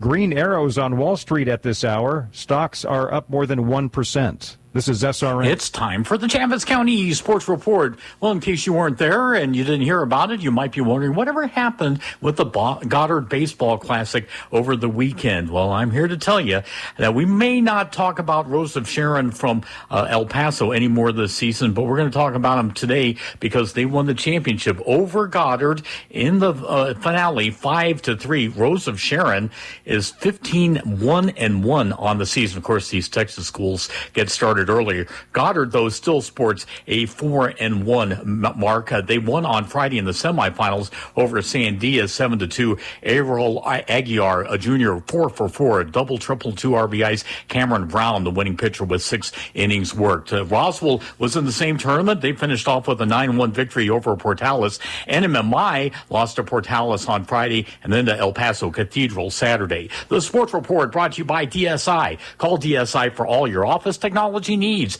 I'm Eric Butler at Roswell's Talk FM 106.5. With the Wall Street Business Report, I'm Greg Clugston. President Trump's visit to China for a summit with Xi Jinping could be delayed because of the Iran war. Last night, he called on China to help reopen the Strait of Hormuz. Its closure is pushing global energy prices higher. About 3,800 workers at one of the nation's largest meatpacking plants went on strike this morning in Colorado. Union representatives say it's the first strike at a U.S. beef slaughterhouse since the 1980s. Union officials have accused owner JBS USA of committing unfair labor practices. The company says it's following the law. The CEOs of the nation's top airline companies are imploring Congress to restore funding to the Department of Homeland Security and embrace a bipartisan solution to pay federal aviation workers, including TSA employees. For the Wall Street Business Report, I'm Greg Clugston. Hey Roswell, it's Ford Truck Month, and your friends at Roswell Ford are rolling out massive savings on all new Fords and 000. You heard right. During Ford Truck Month, get 0% financing for 60 months, 0 down, and 0 payments for 90 days. Plus, Roswell Ford needs your trade today, so we are willing to overpay. We'll do whatever it takes to get you released from your car, truck, or SUV, even if you owe thousands more than your trade is worth. So you can upgrade to a new Ford for less, with 0% financing for 60 months, 0 down, and 0 payments for 90 days. Roswell Ford has partnered with more aggressive lenders that will push to approve your credit with great rates and terms, even if it's less than perfect. Get on board at Roswell Ford. Upgrade to a new Ford today and get huge American-made savings with 0% financing for 60 months, 0 down, and 0 payments for 90 days during Ford Truck Month. 821 North Main Street in beautiful Roswell. Call 575-623-3673 or online at roswellford.com. Interest accrues from date of sale. 0 APR is $16.67 per thousand. Financed on 2025 F-150s. Subject to lender approval. Offers not combined on select vehicles. Rio Pecos Medical Associates proudly welcomes Dr. David Fuchinari, OBGYN. With advanced training in minimally invasive techniques, Dr. Fuchinari is the first in our community to offer robotic surgery for women experiencing heavy or painful periods, pelvic pain, uterine fibroids, and more. Dr. Trevor Miller, Family Practice and Obstetrics, provides prenatal and OB care along with comprehensive primary care for the whole family, including wellness exams, acute visits, chronic disease management, skin procedures, and joint injections. Rio Pecos has expanded care once again by adding pediatrics. We welcome Kim Hansen and Rihanna Shaw, both experienced pediatric nurse practitioners who share a commitment to compassionate, patient-centered care and who have earned the trust of our community over the years. Book your appointment for OBGYN, family practice, or pediatric care online at riopecosmed.com or call 575-622-6322.